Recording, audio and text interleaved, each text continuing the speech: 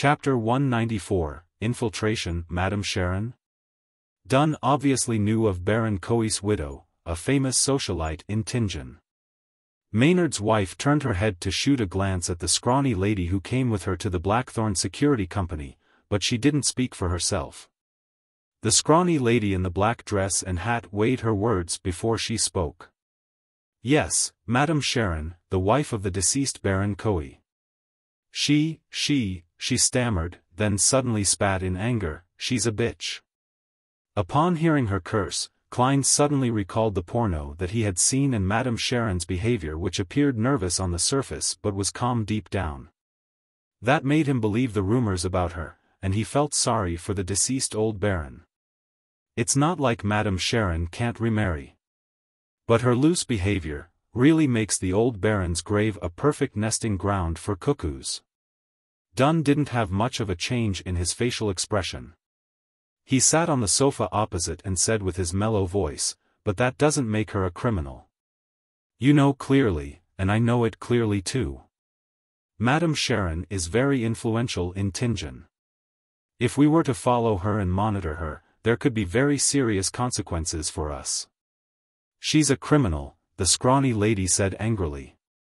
"She caused my brother's death, but those lovers of hers pressured the police department and made them pronounce that my brother died of excessive drinking and continuous indulgence in sexual pleasure. They are all criminals. Those."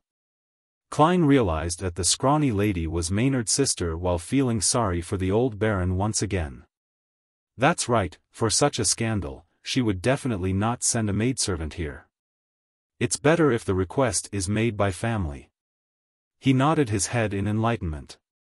Mrs. Maynard patted the back of the scrawny woman's hand and added with a deep yet cold voice, "She's a criminal. If you suffer any damages because of this, I will compensate you for your losses." That tone. She lives up to her identity as the daughter of the new party's head. If the police department wasn't very confident with the result of my mediumship ritual, I'm afraid they would have submitted under her pressure. Klein lampooned inwardly.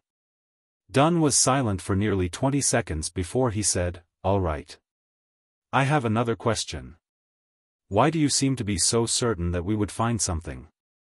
The scrawny lady nodded and said, "The tobacco merchant, Vicroy, introduced us here. He said that you're the cream of the crop in this industry and can complete missions that others aren't capable of completing." The tobacco merchant Vicroy. Who's he? Klein looked at Captain subconsciously and noticed that Dunn Smith looked really confused. I'm so silly, why did I hope for Captain to remember something like this? After all, even I don't quite remember. He sighed. The scrawny lady saw that the two elite mercenaries looked confused, so she added, "You saved his kidnapped son." "Oh, him. That kidnap case led me to the discovery of the Antigonus family's notebook." Klein was suddenly enlightened. Dunn nodded slightly and said, "I understand." Upon seeing this, the scrawny woman laid out her offer, "You are to tail and monitor that bitch for 2 weeks. Even if you don't find any evidence of her crime, you have to take note of who visited her and who she visited. We will pay £50 for this. And if you find evidence of her crimes, we would pay another additional £200. That's a large sum of money." When Klein suddenly recalled that he had only spent £7 to hire Detective Henry to gather so much information about red chimney houses, he became a little ashamed. Dunn thought for a moment before saying, "No problem, we can sign the contract now. You'll have to pay a deposit of £20 up front. Captain, we're really lacking in manpower right now. There's the huge case regarding Uniqueness." Klein didn't expect Dunn Smith to accept the mission, although he, himself, was quite keen on accepting it. Mrs. Maynard nodded slightly and said, "No problem. I believe in you. Please don't disappoint me." Dunn smiled but kept quiet. He turned his head and told Roseanne, "Please write up a contract." When the contract was signed and the deposit was paid, Dunn watched Mrs. Maynard and the scrawny lady leave the Blackthorn Security Company. He then looked sideways at Klein and said, this mission will be yours. Huh? Klein looked confused. Dunn smiled and said, didn't you want to learn tailing techniques and monitoring skills? This is a great opportunity. It also turns out that you're done with your part in the Uniqueness case. Alright, Klein didn't reject the assignment. Just as he accepted, his mind began whirling quickly. According to the rules, half of the mission's commission is handed to Mrs. Oriana as additional funding for the team. The remaining would be split among the involved members. However, it seems like I'm the only one handling the case. Regardless of whether the investigation succeeds, there will be at least £25 of income. On top of that, I'll receive my usual weekly pay. If I really could find some clues, I could even receive £125. Captain is a wise man. Dunn stole a glance at him and said, learn the tailing techniques and monitoring skills from Leonard and Fry in the morning, and put your combat training on hold for this week. Yes. I think you're quite well trained already, so I'll send someone to inform Gawain. Learn tailing techniques and monitoring skills from Leonard and Fry? That doesn't seem very reliable. Klein was stunned. He could imagine Leonard using only one method, which was playing his Phaenopotter lute while singing melodious poetry. Then, he would probably seduce Madame Sharon to bed in order to monitor her up close. As for Fry, he had a unique air to him. He was cold and gloomy, so no matter where he went, he would catch the attention of others. How could such people make good spies? As his thoughts churned, Klein replied seriously, all right. Dunn nodded slightly and walked towards the partition. Suddenly, he paused, turned around, and hesitated before he spoke. Do you remember the tobacco merchant? What was the kidnapping about? So you didn't remember anything or understood anything. Why were you acting so staid and confident? Klein face-bombed. Based on Leonard's guidance, Klein wasn't in a hurry to tail Madame Sharon, even though he knew that she stayed on Osna Street in the East Borough. Until you know the target's routine, you can't tail your target recklessly. Plus, monitoring alone makes it difficult to take note of everything. Unless you don't eat, drink, sleep, and go home, Leonard had said. Hence, Klein followed his suggestion and found one of the Triad bosses in the Hound pub and spent £5 to get his underlings to monitor Madame Sharon and record her daily routine. Luckily, this can be reimbursed. Why does it feel like I'm subcontracting? On Friday afternoon, Klein received the investigation report from the Triad boss. Calling it an investigation report was an obvious insult to professional detectives. Not one of the Triad boss's underlings was literate. They relied on drawings and symbols, which was then interpreted and organized by their semi-literate boss who had attended Sunday school for a year. Klein got a headache just from reading it and took quite a while to finish reading the report. According to the surveillance, Madame Sharon seldom leaves her place recently. There aren't many guests who visit either. She might be affected by Maynard's death. Those Triad underlings are quite capable. They even gathered information from Madame Sharon's maidservant. She will be attending the Conservative Party's banquet tonight. She might return home quite late, or maybe not return. This is an opportunity for me to put theory into practice. Klein quickly decided to sneak into Madame Sharon's house and search through it. With his duties regarding the Uniqueness case over, the temporary suspension of combat training, and the end of the Kalangos incident, Klein only had two matters on hand. One was to investigate the Red Chimney houses, and the second was following and monitoring Madame Sharon. In other words, he was relatively free. 2 days ago, he had received Mr. Azek's reply. There was only one sentence on the letter. I obtained the creeping hunger and recalled something. Klein had finally confirmed that it was Mr. Azek who killed Kalangos and that this amnesiac teacher of his who had a long life was a high-sequence beyonder. However, he didn't dare ask him what he had recalled with the aid of the creeping hunger. Azek obviously didn't want to talk about it. If he was willing to share, he would have described it directly in the letter. In Klein's reply, he only reminded Mr. Azek that the creeping hunger yearned for the flesh, blood, and soul of living humans. He had to find a safe sealing method. In addition, Justice and the Hanged Man had yet to pray to him, but Klein wasn't worried. He understood that both members were afraid of being monitored, so they didn't recite his name recklessly. Gas street lamps illuminated the straight Osna Street at night while the crimson moon hung high above. Klein, who had sneaked out with the clown's balance and agility, leaped over the outer wall of Madame Sharon's house quietly. Passing through the garden, he arrived by the side of the house. He climbed up the water pipe and slipped onto the balcony on the second floor. Klein had never even climbed a tree successfully when he was young, so it was quite a monumental event. He took out a tarot card from the pocket of his black windbreaker, slotted it into the gap of the balcony door, lifted it lightly, and unlocked the door.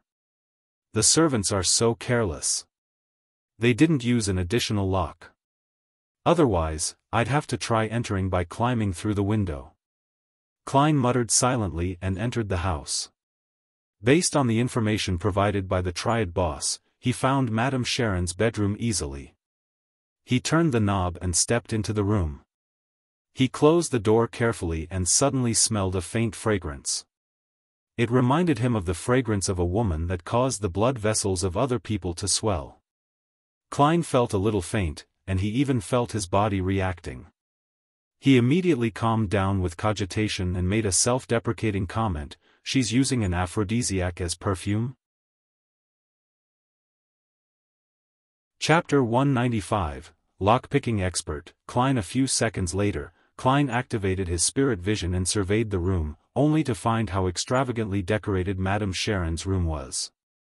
In a spacious area with a cloakroom that was ajar, there was a thick carpet, a blanket made with goose feathers, a makeup table strewn with skin care products and cosmetics, a dazzling array of jewelry, thin clothing and socks thrown over the rocking chair, and multiple decorative items adorned with gold silk. All of these entered Klein's field of vision. What attracted Klein's attention the most was an unfinished oil painting. On the painting was the naked figure of Madame Sharon herself, her brown hair like a waterfall, her eyes like an innocent deer's, pure and limpid. But her curved eyebrows, sharp nose, and tender lips accentuated her form as a mature female. The two qualities fused together despite the contradiction, releasing an alarming temptation. Klein only gave a cursory glance at the area under the neck for a moment. He wasn't trying to be gentlemanly. After all, he had already seen the porno, so why would he have scruples over a picture? His attention had been grabbed by the pastels, palettes, and paintbrushes beside the painting, as well as a full-length silver-coated mirror. This combination and their placement relative to each other gave Klein a weird thought that the painter was Madame Sharon herself, and not some artist she had seduced. A beautiful woman with a great figure, flirtatious yet innocent, stripping and drawing herself while looking in the mirror to chronicle her beauty. It feels a little odd. Is Madame Sharon narcissistic? Klein gulped silently and retracted his gaze. He started to search for possible evidence of her crimes. Following Leonard's and Fry's instructions, he kept his black gloves on as he searched. He had to keep the original position of everything in his memory to facilitate putting everything back after he was done. This proved easy for an advanced seer. If he forgot, he could use dream divination to recall the placement easily. Of course, he had performed a divination before he left the house tonight. There was going to be no danger and he would be met with relative success.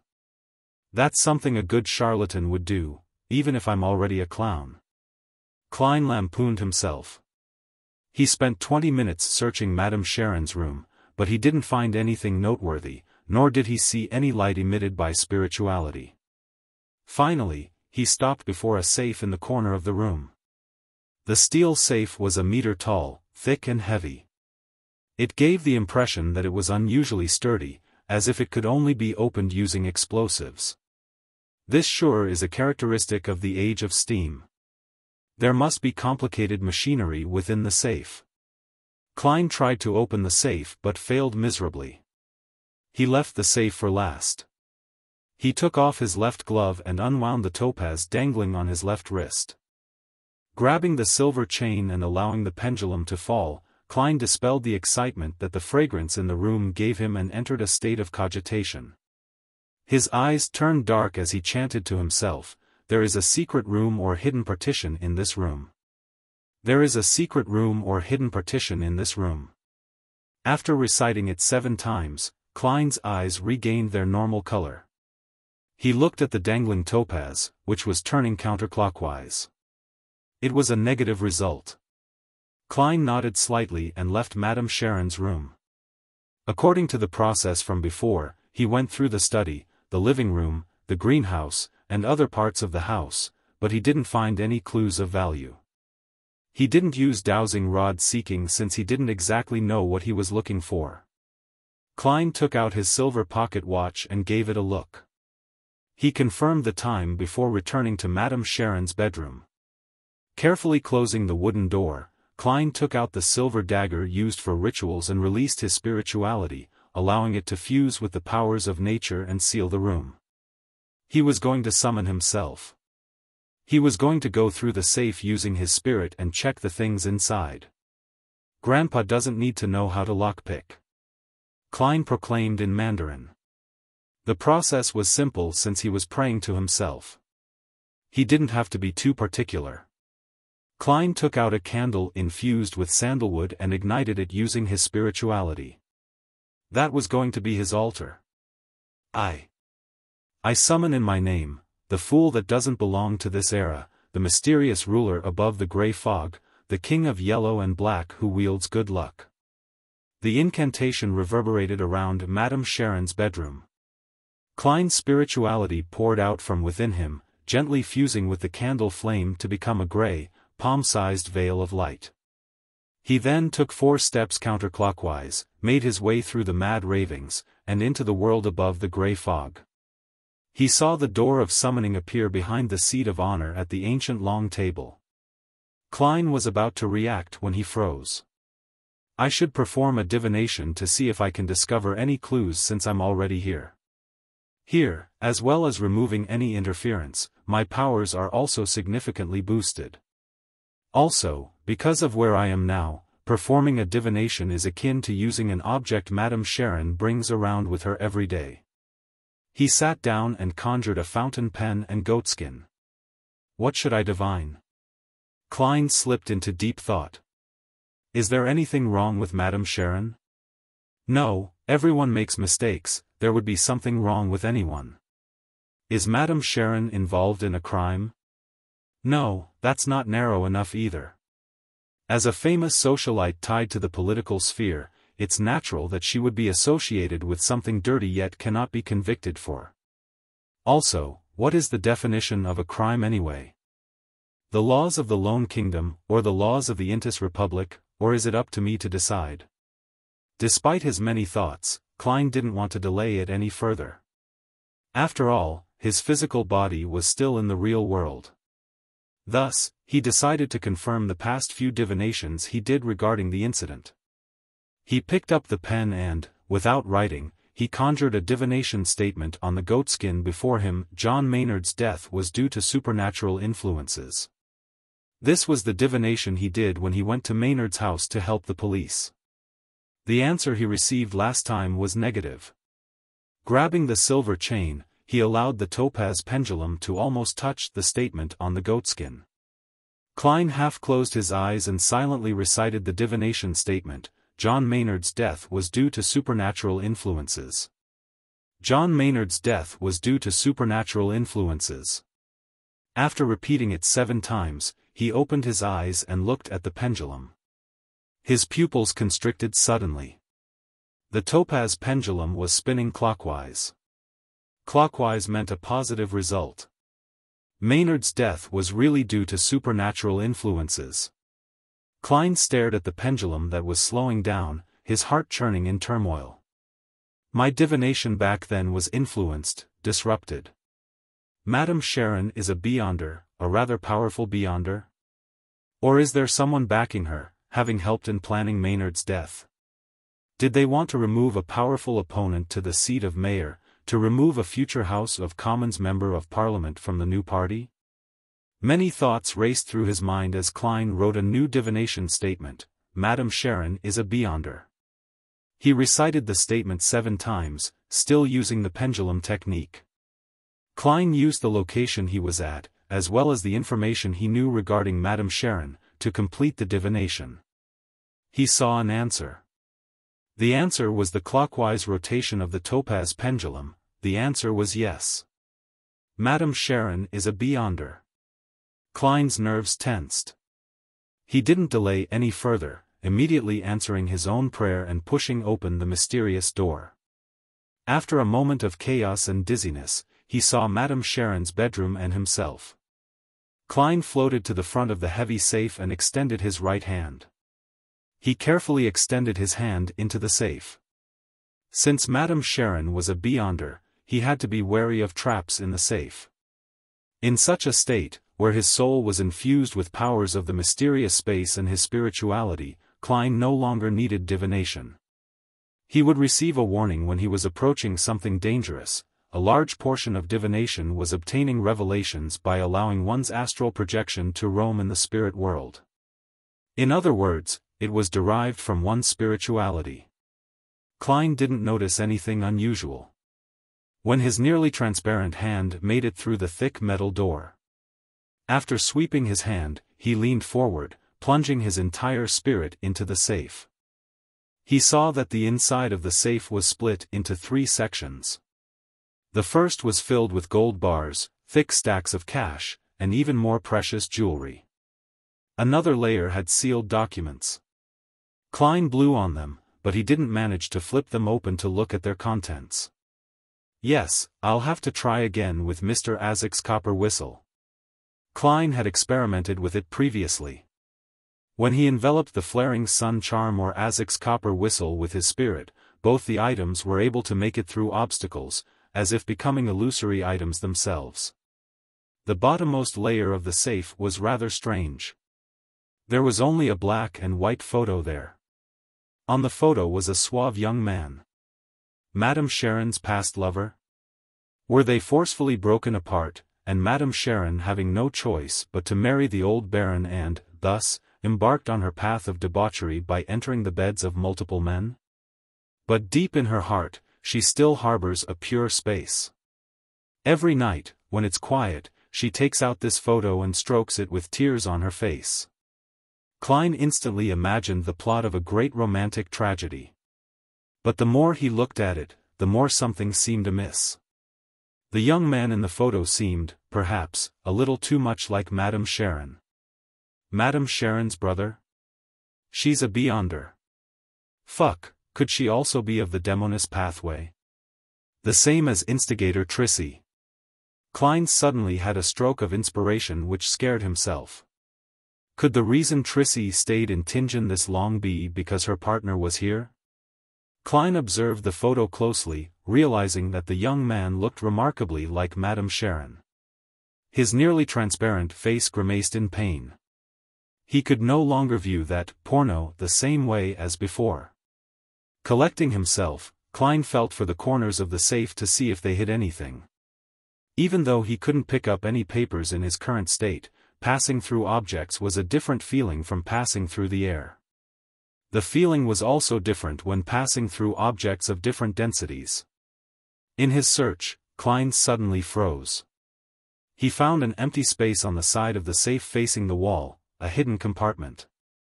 After confirming that there was no danger, Klein made his way inside. What entered his field of vision were ointments, fragrances, powdered herbs, and other objects. The centerpiece was a statue of a god that took the form of a skeleton. The statue was about the size of a palm, and probably of a beautiful girl. It had long hair all the way to its heels, each strand of hair was thick and clear, like a venomous snake.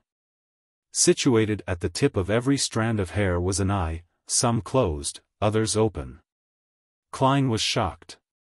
He caught a whiff of an evil scent and hurried out of the hidden compartment. He now understood why his divination for any secret rooms or partitions in the room had failed. Chapter 196, Spirit Medium Mirror. Klein rushed out of the heavy safe in retreat. Only when he realized that everything seemed fine did he calm down. That white bone statue is creepy. Although it isn't dangerous, it gives me the creeps.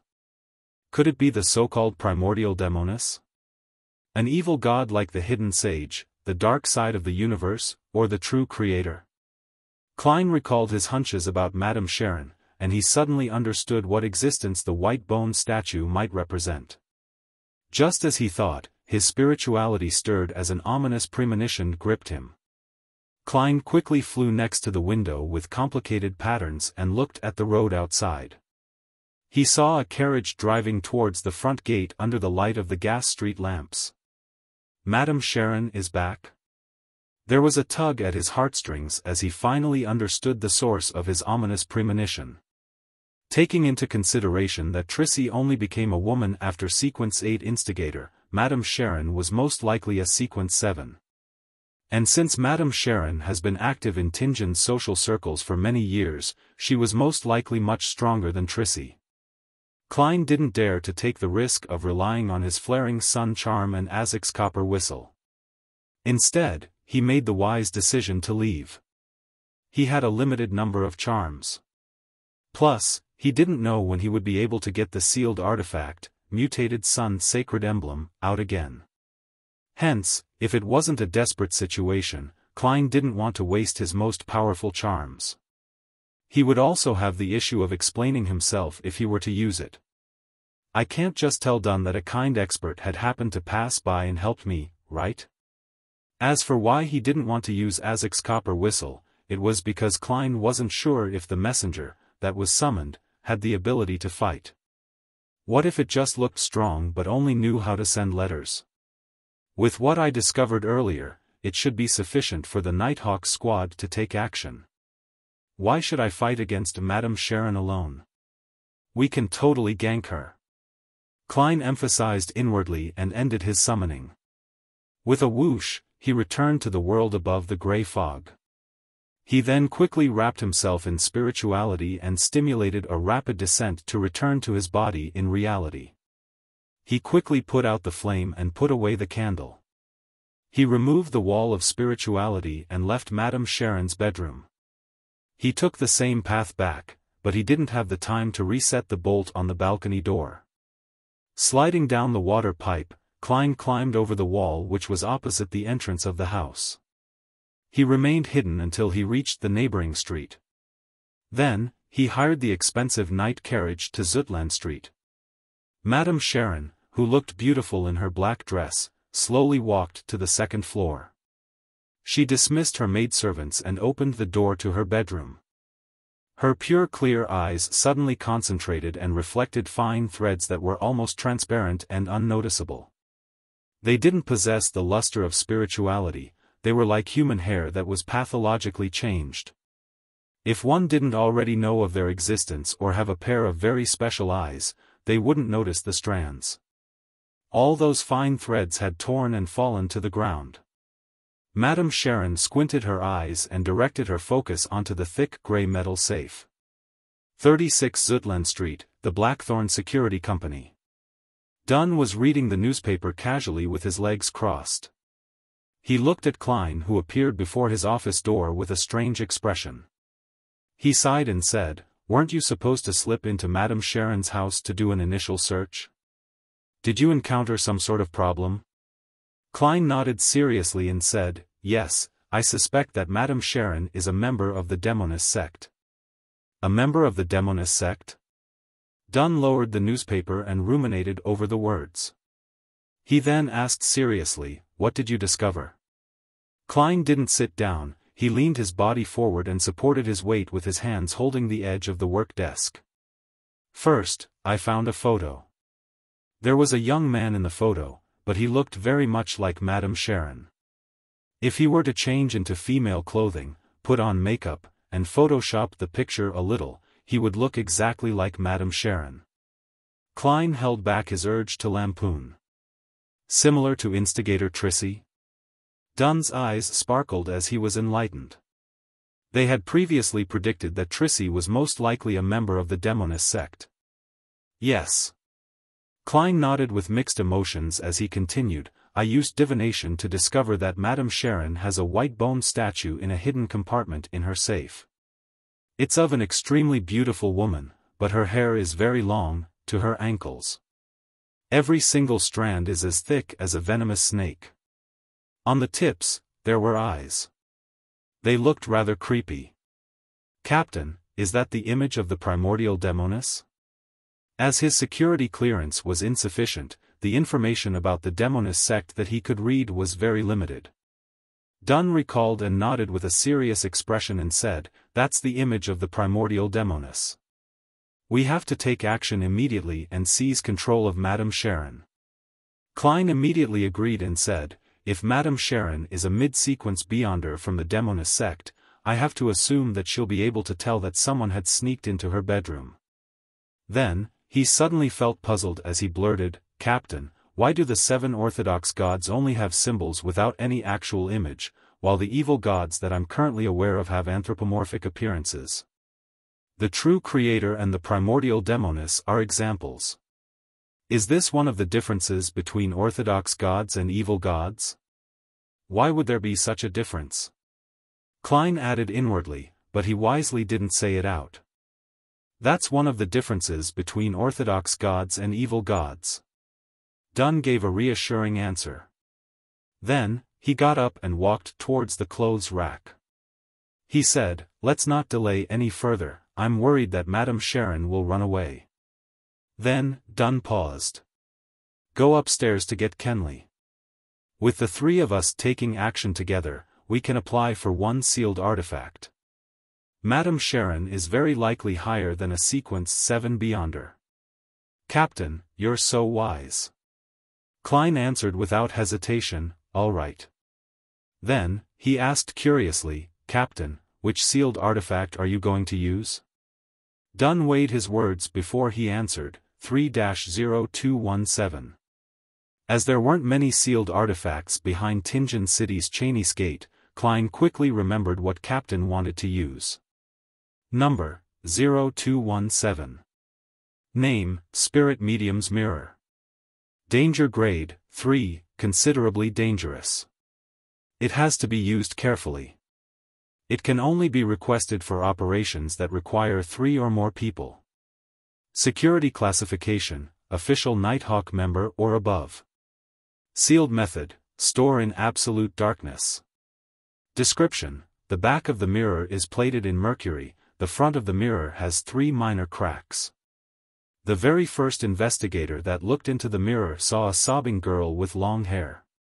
Then, he discovered the girl climbing out of the mirror.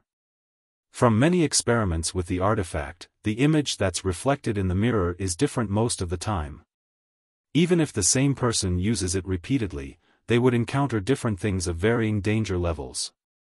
But they would prioritize dealing with the person who looked at the mirror first. The most dangerous situation is to see oneself in the mirror. If no one looks at the mirror, under the prerequisite of there being light, an image would surface automatically every 3 hours. It doesn't possess any living traits.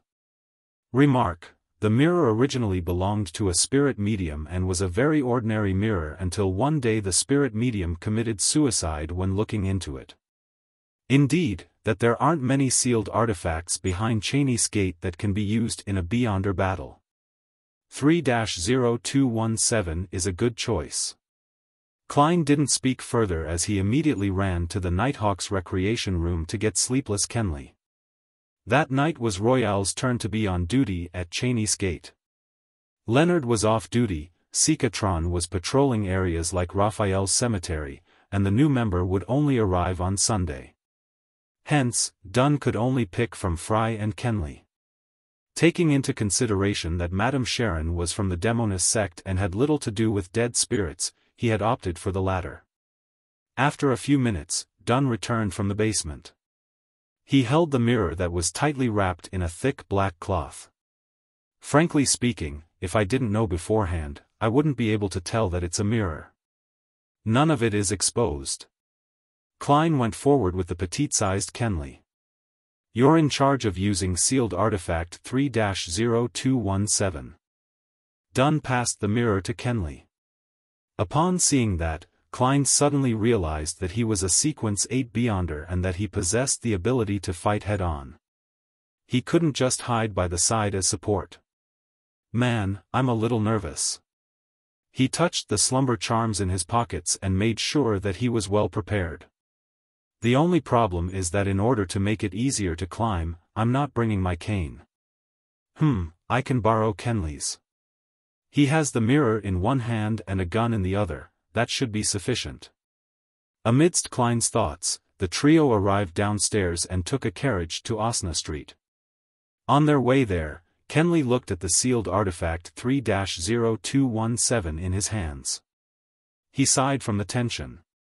This is the first time I've been involved in such a dangerous operation. Normally, the Nighthawks wouldn't use any sealed artifacts to deal with Beyonder incidents. When they went to Morristown, they had applied for the mutated Sun Sacred Emblem for preventive purposes. Given how far away Morristown was, it would have taken backup some time to arrive if they needed it. This time, they were almost certain that their target was a mid-sequence Beyonder. Don't worry, perhaps Madame Sharon has already fled, Klein replied with a smile. Honestly, he was just as tense as Kenley. Dunn's eyes turned and looked at him helplessly. Let's try not to let Madame Sharon escape. About 20 minutes later, the three Nighthawks arrived at Osna Street. They saw the garden and Madame Sharon's house in the darkness. The house lay in silence as though nothing had happened. Klein took out the pendulum in his left sleeve and made a quick divination. There's danger inside. There's danger inside. After he recited the statement 7 times, he opened his eyes and saw the topaz pendant spinning clockwise. The amplitude and speed were considered medium level. It meant that there was danger in there. Not very high, but it wasn't very low either. Chapter 197, Operation There's Danger in There. Not very high, but it isn't very low either. This means that Madame Sharon is still in the building. She hasn't fled yet. Klein froze for a moment, quickly realizing the reason. He had entered a unique state by summoning himself to inspect the safe. He hadn't forcefully broken the lock when he was inspecting the secret compartment, nor did he activate any hidden traps. Thus, Madame Sharon wouldn't have discovered that her secret had been exposed. She would only think that there was a break-in, or some private investigator was checking on her to no avail. In such a situation, it was logical that she would continue to stay home. It made logical sense. To lose composure from a tiny matter and overreact wasn't the Madame Sharon whom Klein had come to understand. She was a calm socialite who was capable of acting afraid and pitiful, as well as a Beyonder member of the Demoness sect who had kept her identity hidden for many years. If the telephone had been invented, Madame Sharon definitely would have called one of her lovers and complained about the security in Tingen City whilst hinting that it was Madame Maynard. Klein began imagining a melodramatic plot. He told Dunn and Kenley the results of his divination as well as his guess. That's the most reasonable deduction.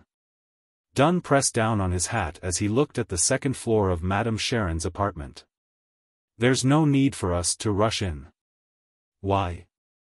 Kenley, who was holding sealed artifact 3-0217, instinctively asked. He was filled with fear towards the spirit medium mirror in his hands. He was afraid that some unexpected event would arise from the sealed artifact. Dunn wore his black gloves and looked at Klein. Do you still remember what happened when we tried to capture Instigator Trissy? I remember, Klein replied after some thought. She seemed to be able to detect our presence and make the necessary responses, which resulted in her successful escape. I also remember suggesting the use of bombarding the house when the captain asked me how I would deal with the situation. That was the safest, most surefire method. But not this time. We can't use it here as there are many innocent maids in Madame Sharon's house. If we notified them in advance and got them to evacuate, that would definitely catch Madame Sharon's attention. According to Leonard, Trissy could turn invisible. We have to assume that Madame Sharon has that ability too. Klein connected the dots at once. Dunn looked at the crimson moon in the sky and said, "Good, your answer is very good. You're rather intuitive in such situations. We cannot approach recklessly and end up alarming Madame Sharon. I'll try dragging her into a dream from a distance. If I'm successful, you and Kenley will go and capture her. Well, you can make the decision of whether to kill her or not. Kill her if you cannot control her. Your safety is of utmost importance. Captain, your line of thought is always so clear at such critical moments. I was just waiting for you to say that." Klein praised in his heart. Over the months, Klein had grasped most of the unique traits of the different Beyonder powers of his partners when he was casually chatting with Dunn, Leonard, Fry, and the rest.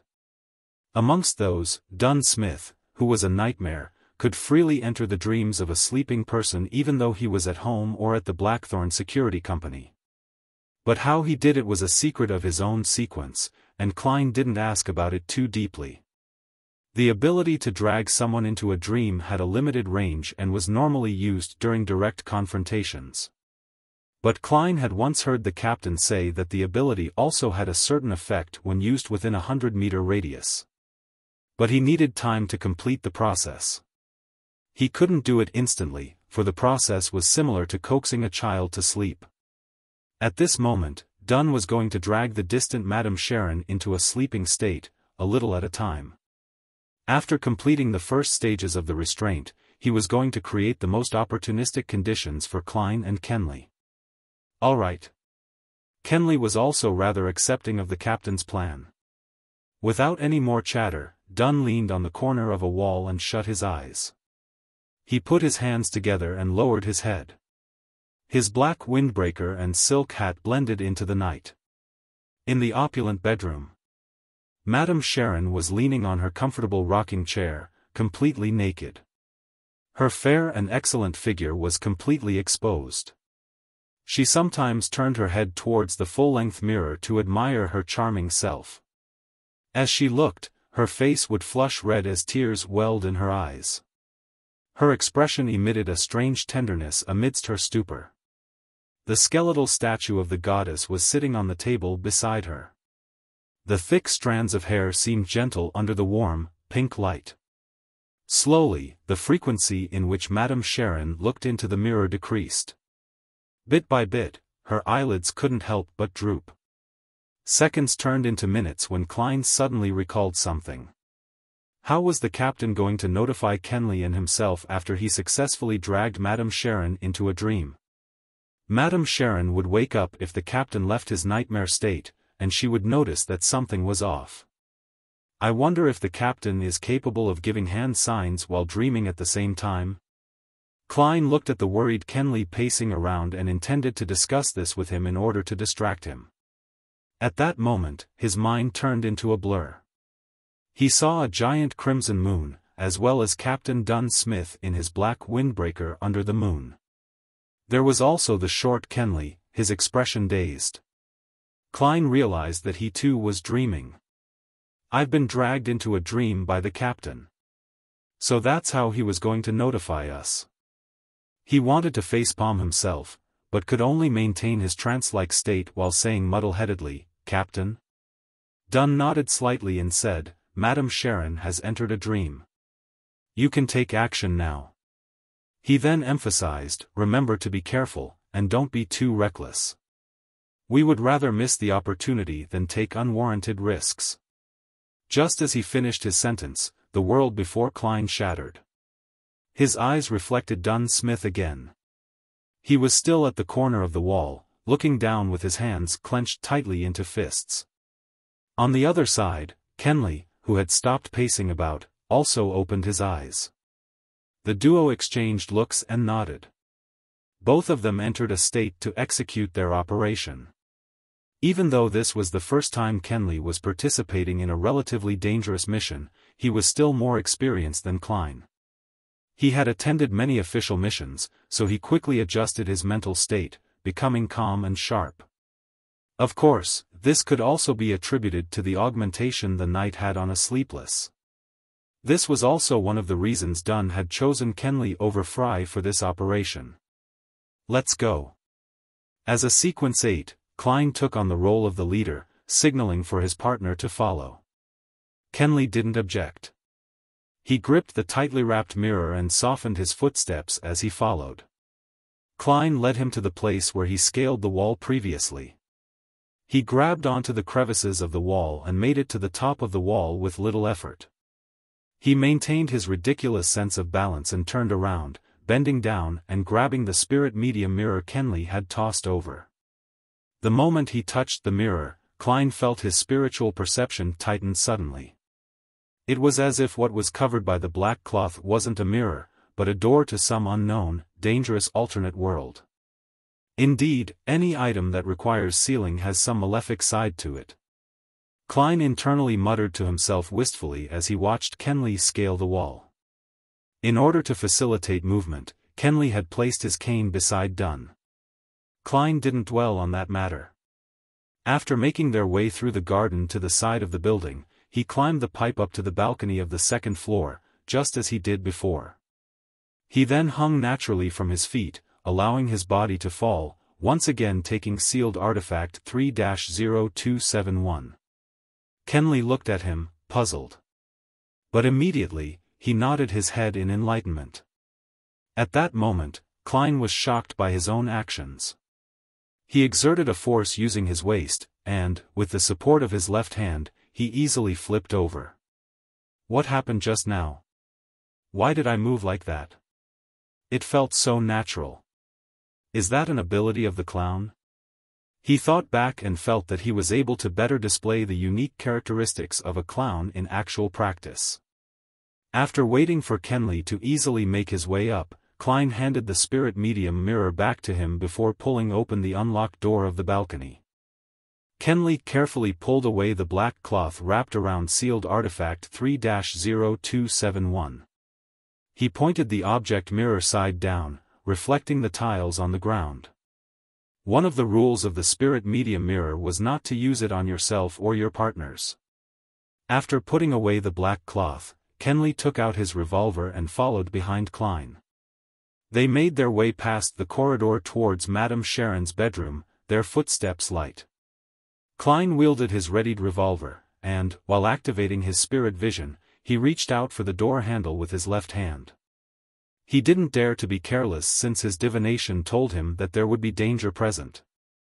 The reason why he didn't make another quick divination was that he knew the presence of the primordial Demoness statue in the room.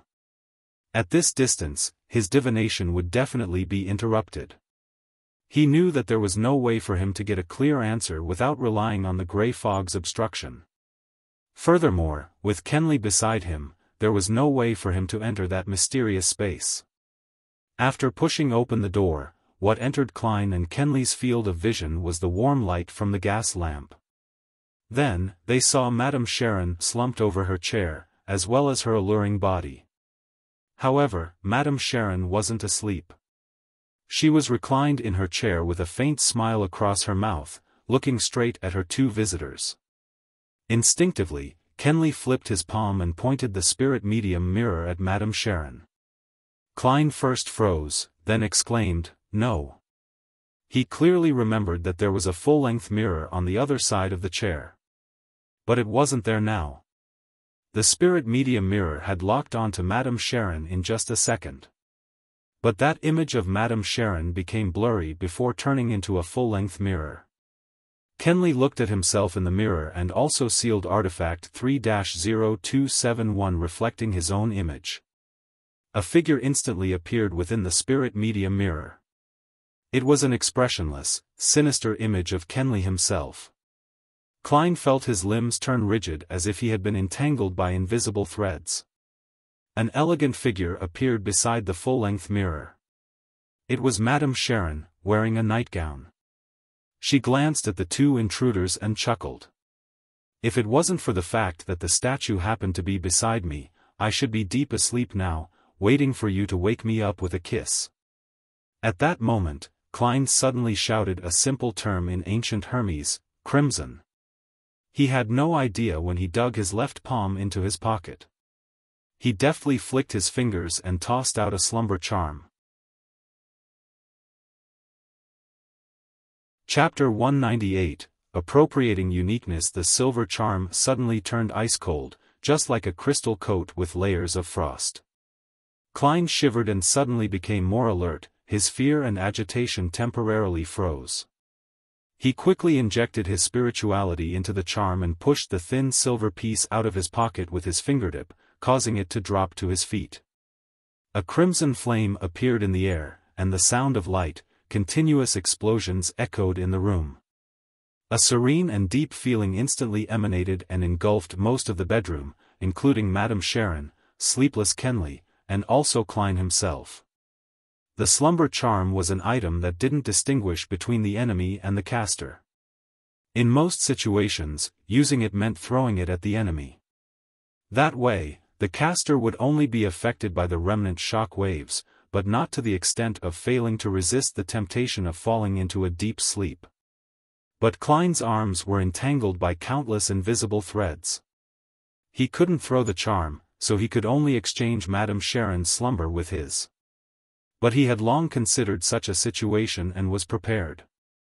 This was because his body was unique, a uniqueness that was unlike most low-sequence beyonders. In that instant, Klein's eyelids closed and entered into deep sleep normally, while Madame Sharon and Kenley also appeared to slow down. Klein quickly realized that he was in a dream and rationally knew that he was sleeping. Whenever anything related to dream invasions or similar hypnotic effects were used on him, he could still maintain consciousness. He had discovered this when he was dealing with Dun's nightmare powers, as well as when Daly was channeling his spirit. Gotcha. Klein tore out of the dream forcefully and woke up. He felt the countless threads binding his arms, legs, and body loosen. As for Madame Sharon, she had a vacant look, as though she was going to shake off the effect of the slumber charm but had yet to wake up entirely. Kenley was on the ground with the spirit medium mirror flipped upside down nearby, while his revolver had been flung to the door. An opportunity. Klein seized the moment while the fine threads loosened. He took out his left hand and snapped his fingers. He lit up a faint blue spiritual flame and burned the countless fine threads before him. At the same time, he picked up his revolver with his right hand and pulled the trigger repeatedly. Bang! Bang! The two silver demon hunting bullets tore through the barrel and fired towards Madame Sharon. Klein didn't confirm the outcome but bent his knees, exerted strength in his waist, and leaped over to Kenley. Simultaneously, he broke the fine strings that were tied around his body. His earlier shots were mainly to inform the captain that something unexpected had happened inside. They were already fighting and were in need of assistance. Of course, if he could shoot Madame Sharon directly, that'd be the best outcome. However, Klein didn't believe a sequence 7 or 6 Beyonder could be taken care of so easily. There were faint blue flames twirling in the air, dancing across the fine threads in the room. In such a dreamy scenery, the two silver demon hunting bullets struck Madame Sharon's body. Gotcha! Gotcha! Madame Sharon was in her translucent sleeping robe, and her indistinct body shattered like the crimson moon's reflection in a lake. The full-body mirror next to her cracked into pieces, and most of them shattered into about thumbnail-sized chunks while a small amount remained on the frame. They all resembled palms, strangely shaped palms. A substitute? A Beyonder power of the Demoness sequence? The corner of Klein's eyes swept over it as he already rolled next to Kenley. Since the fine strings were all broken by his movement, the faint blue flames didn't spread over. At that moment, Madame Sharon had vanished, but the sleeping Kenley lifted his hands and gripped his neck so tightly that his saliva began flowing out as his tongue protruded. But he didn't seem like he was going to stop. But in Klein's spirit vision, there weren't any abnormal things around. He suddenly recalled the description of sealed artifact 3-0271. The most dangerous situation is when you see yourself. Could it be that Kenley saw his own reflection in sealed artifact 3-0271 through the full-body mirror? Klein speculated. He quickly took out another silver charm without having the luxury of time to think about it. It was a triangular-shaped item, a requiem charm. Crimson. Klein said the ancient Hermes word while he instilled his spirituality into the charm and threw it out. Then, he pressed down his left hand and grabbed the spirit medium mirror. He used the corner of his eye to determine that the sealed artifact was facing downward so it wouldn't reflect himself. The triangular silver charm ignited into icy blue flames. The gentle and serene darkness blanketed Kenley and affected Klein himself. The nervous emotions dispersed in that instant. Kenley relaxed his hands on his throat, while Klein felt like he was standing before his oriel window at home, overlooking the quiet streets. His physical and mental state was at peace. That was exactly what Klein wanted. At that very moment, he entered an extremely serene state. He appeared to be the only person left in the entire world with nothing else in existence. Within this sense of calmness, he suddenly had a gut feeling in his mind. Madame Sharon is about to attack my right waist. That was the foresight ability of a clown in battle. Without any hesitation, Klein lifted the spirit medium mirror and rolled to his left. Just as he moved, a dagger, burning in dark flames, pierced the spot where he had stood earlier. Madame Sharon's figure was outlined once again. As he rolled, Klein suddenly lifted the spirit medium mirror and pointed it at Madame Sharon. Besides saving his teammate, his main goal when he got close to Kenley was to pick up the sealed artifact. Otherwise, he didn't believe that anything good would come out of waiting for the captain's reinforcements while being next to Madame Sharon. The flaring sun charm could be used to fight against a beyonder, but the effect wouldn't be as significant as if it was used against a dead spirit. Plus, the other person wouldn't just stand there and wait for him to use a charm. If it really didn't work, Klein could only take the risk and use Azek's copper whistle. Regarding how he would explain it, he would think about it after he managed to stay alive. However, things developed better than Klein had predicted. Madame Sharon opted for assassination. She didn't interrupt his use of the requiem charm and the spirit medium mirror. Therefore, Klein had instantly formulated a simple plan. He didn't avoid the repercussions of the requiem charm but relied on it to enhance his foresight ability as a clown. Then, he seized the opportunity to dodge the attack while he used the spirit medium mirror to reflect the enemy. When Madame Sharon missed her strike, she immediately wanted to chase after her agile opponent who was rolling away. She suddenly saw a mirror with 3 cracks. The surface of the mirror rippled, and a woman's figure appeared. Her hair was black and thick, hanging low and blocking her face. Klein's left hand shook, and the spirit medium mirror glided on the carpet for a dozen centimeters with the front facing upwards. A pale hand extended out of the mirror, and a woman in a white bedsheet-like dress climbed out of the mirror quickly and pounced at Madame Sharon. Madame Sharon's expression became gloomy. There was a layer of darkness above her innocent brown eyes. Her surroundings ignited with 7 black flames. With a swoosh, a black flame flew out and hit the woman in the white dress. Whoosh! The woman caught on fire and wailed in pain. Very soon, she vanished into thin air. So. The black flames flew at Klein one after another like bullets. Klein's pupils constricted as he quickly rolled away. He didn't dare stay in that spot. However, his action of rolling gradually became slower because there seemed to be fine threads entangling him again. They slowed him down and affected his motion. It seemed like the nemesis of the clown's combat abilities. The black flames flew past Klein's face and fell onto Madame Sharon's bed.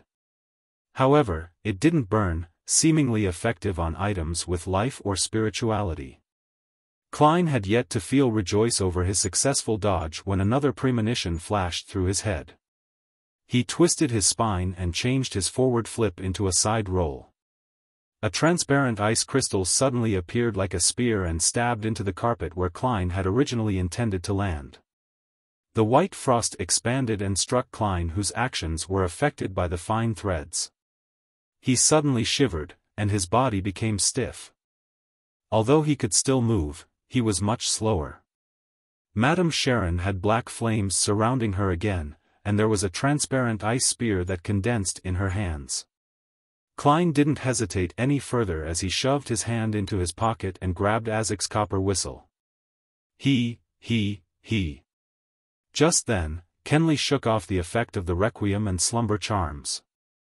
He got up and looked towards Madame Sharon with a pair of vacant-looking eyes. His face seemed to be blanketed by a shadow, making him look silent yet creepy.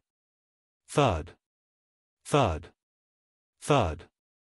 Kenley leaped at Madame Sharon, who was the closest. Madame Sharon narrowed her eyes and shot the black flames surrounding her one after another at Kenley. Poof. Poof poof. The black flames disappeared like snowflakes and didn't have any effect. Klein was stunned at first, then he lifted the gun in his right hand and pulled the trigger while aiming at Madame Sharon. Bang! Madame Sharon dodged ahead of time and threw the frost spear towards Kenley, but it only penetrated his clothes and not his skin. Hence, it didn't create a freezing effect. Bang! Klein fired again, and Madame Sharon dodged to the side of the broken full-body mirror and picked up a palm-sized fragment. She continued to walk swiftly and dodged another bullet. She then used the irregular fragment to reflect Kenley as he leaped over at her. Right on the heels of that, Madame Sharon dodged to the side as she swiped the mirror with her palm, which was covered in black flames. At that moment, Klein had emptied his revolver. He had no choice but to throw it, letting the empty shells and revolver fall to the carpet. Just as he rolled over to pick up Kenley's revolver, he heard his teammate's tragic scream. Kenley stopped before bending over and vomiting. It was bile at first, then a red heart, followed by his lungs and stomach that were burning with black flames.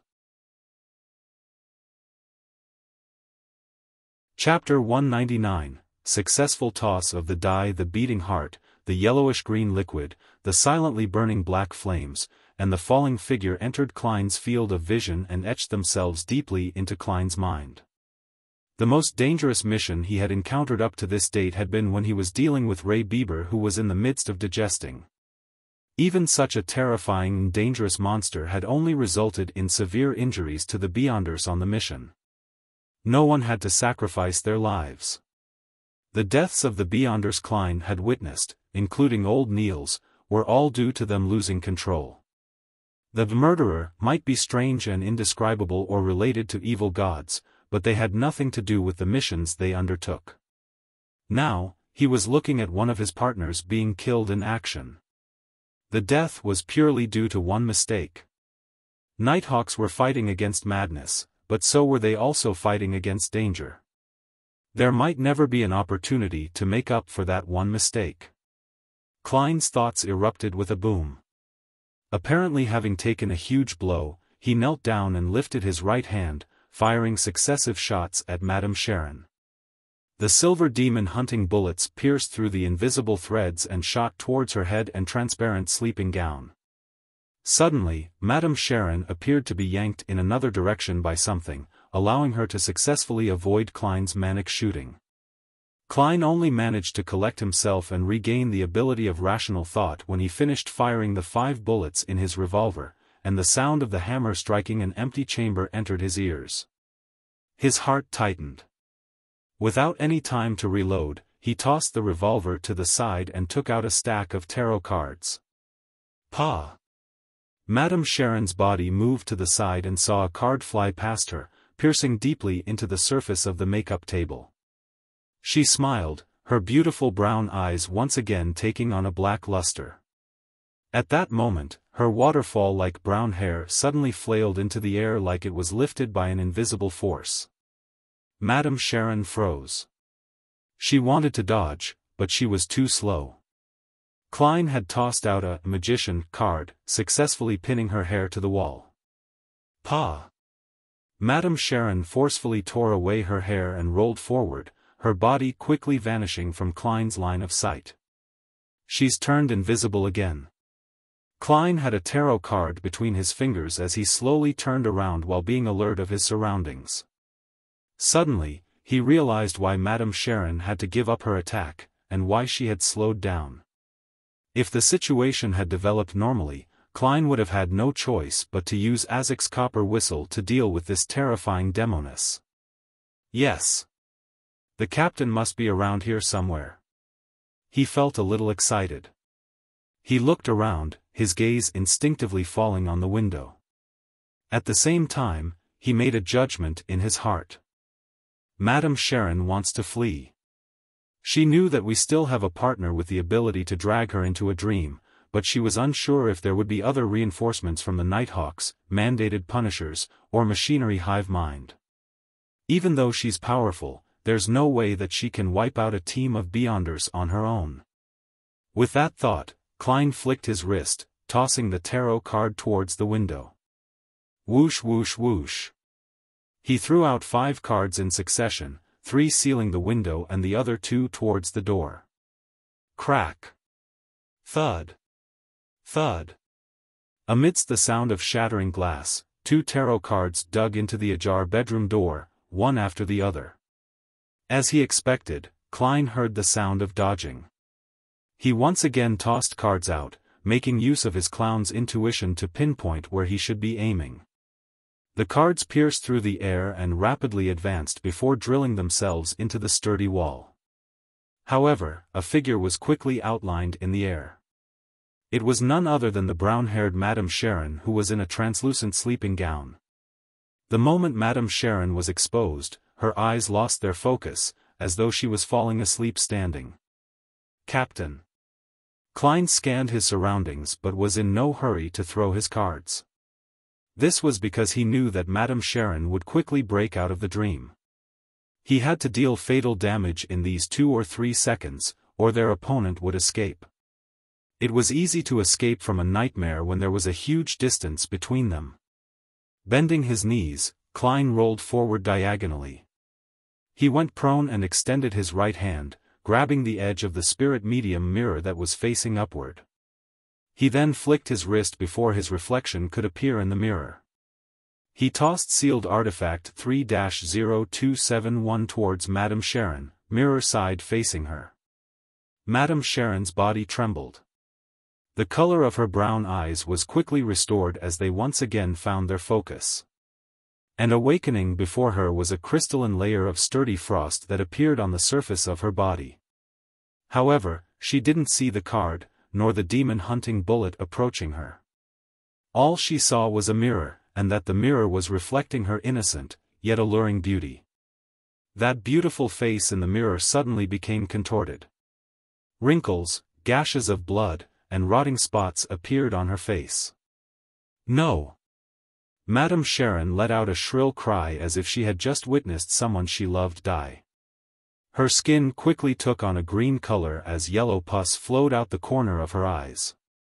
After a moment of suffering, a silent black flame burned outward from within Madame Sharon, as if she was trying to expel something. The black flames then condensed into a thick frost, as if it was creating a coffin for an eternal rest. The invisible threads finally took on a color that was visible to the human eye. They enveloped the frost, forming a gigantic cocoon. Thud. Thud. Thud. Sealed artifact 3-0271 fell onto the ground and tumbled before stopping beside Madame Sharon's giant cocoon. At that moment, Dunn broke through the window frame and somersaulted into the room. He caught sight of Kenley, who had stopped breathing, and his expression sank. It was at this moment, the cocoon cracked open. The coffin of ice crumbled an inch at a time as black flames turned into specks of light, dissipating into the surroundings. Madame Sharon's skin had regained its normal color. Her eyes showed fatigue, but she seemed normal. Her eyes reflected Klein, who was still sprawled on the ground. She also saw Dunn Smith, his finger pressed on his glabella with his eyes closed. A formless ripple spread outward from Dunn as Madame Sharon's eyelids drooped uncontrollably.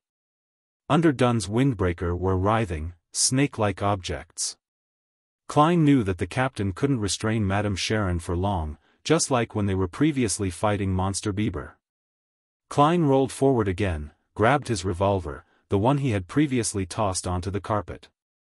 He grabbed 3 demon-hunting bullets with his left hand and familiarity stuffed them into the round chambers. Pa! Klein closed the cylinder and stood up, taking aim at Madame Sharon with both hands on the gun. He aimed at the center of her forehead. Bang!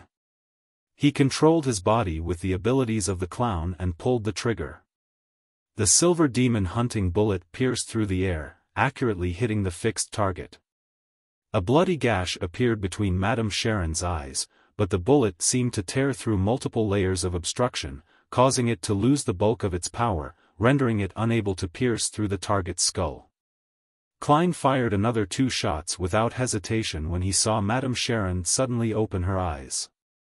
Bang! Bang! A rain of blood splattered amidst white dots. The stunning beauty that was Madame Sharon had become a mutilated corpse that would incite nightmares in every man. She had long run out of substitutes to use. Phew! Phew! Klein lowered his arms and panted heavily. Madame Sharon, with only half her head left, slumped onto the ground. She still had an exceptional figure, her skin still white and tender. Dunn straightened himself up and opened his eyes. He, too, lowered his hand from his glabella, his face a little pale. He wasn't injured, but he looked as though he had lost a lot of blood. If it wasn't for the fact that she wanted to kill a few people before she tried to escape, if it wasn't for sealed artifact 3-0271 reflecting herself by chance, we probably would have only been able to injure her. Dunn slowly walked forward to Klein's side, his voice unusually low. If it wasn't for how unique I was, I would have died along with Kenley in the first 10 seconds of the battle. Klein turned to look at Kenley, who was silently lying on the black ash. He exhaled. Captain, Kenley, I know, Dunn replied with a raspy voice. I made a mistake. I was fooled by Madame Sharon. I didn't expect her to secretly escape from the dream. He paused, then he said in a serious tone, but you have to get used to this. It's normal for Nighthawks to die during missions. Perhaps the next one to die would be me. Klein fell silent, not knowing how to reply. Kenley still had his eyes open, staring blankly at the ceiling. May the goddess bless you. May you find true peace. Dunn walked over to Kenley's side and drew a crimson moon on his chest. He then squatted and closed his partner's eyes. May the goddess bless you. May the serene night no longer harbor any danger or madness. Klein also drew the crimson moon as he prayed silently in his heart. A few seconds later, he forcefully retracted his gaze and asked in a heavy voice, Captain, should I channel her spirit now? Dunn nodded indiscernibly. Don't attempt to ask about the primordial Demoness. That's very dangerous. I'll guard you and prevent any accidents from disturbing you. Klein didn't tarry. He took out the various ingredients and quickly set up an altar, starting the mediumship ritual. After reciting the incantations, he took a step back and used a dream divination. Madame Sharon's partners. Madame Sharon's partners. After reciting the statement 7 times, Klein entered a dream. He saw Madame Sharon's soul within the hazy world. He reached out to the transparent, ethereal soul, and the scene before his eyes changed. It was a night scene. Madame Sharon, who was wearing a long black robe, handed an ancient bronze book over to instigator Trissy. She laughed a little manically after hearing the latter's doubt over the term witch. Weren't you always curious? Curious about why our upper echelons are all female, so it really was the Demoness sect. Leonard's guess accurately matches the truth, he really does have a huge secret. The corresponding sequence 7 for assassin and instigator is which? What a trap. Klein thought to himself. The scene immediately changed. Klein saw a vast hall with narrow windows all around the place, and a lady clad in a pure white robe. Her back was facing Madame Sharon as she said with a smile, "We can reach sainthood as long as we advance towards the primordial. We can attain power, attain salvation, and avoid the end of days." Madame Sharon lowered her head and asked curiously, "Why must we become women? Is it because the primordial is a woman? Do women symbolize destruction and calamity?" The lady whose back was facing Madame Sharon answered calmly, "No, men are the same, they are the synonym of war. These are two similar pathways."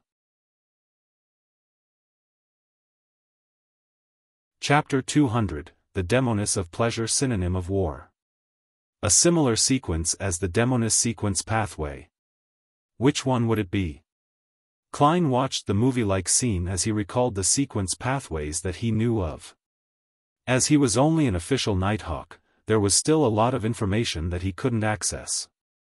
He was still in the dark about the names of the mid to high sequences and their corresponding traits. He only knew about the few that he had learned of from the eternal blazing sun, such as the Priest of Light and the Unshadowed, the God of Combat sequence pathway that he found out from the young man, Sun, such as Dawn Paladin, Guardian, and Demon Hunter, as well as Spirit Guide and Gatekeeper which he found out from Daly and Dunn. Hence, it was difficult for him to judge which sequence pathway would be a synonym of war. He could only eliminate them one by one, such as the God of Combat sequence pathway which seemed more like individual battles rather than war. Klein thought about it and minimized the scope to 5 options. First, was the Arbiter sequence pathway which the Lone Kingdom's ruler, the Augustus family, and the Phaenopotter Kingdom's Castilla family were in control of. But Klein felt that this option was the least likely because the Arbiter's corresponding sequence 8 was Sheriff and sequence 7 was Interrogator, which both seemed to be leaning towards trial and judgment but not towards war. Second, was the 4th epoch Solomon Empire's pathway of the Dark Emperor.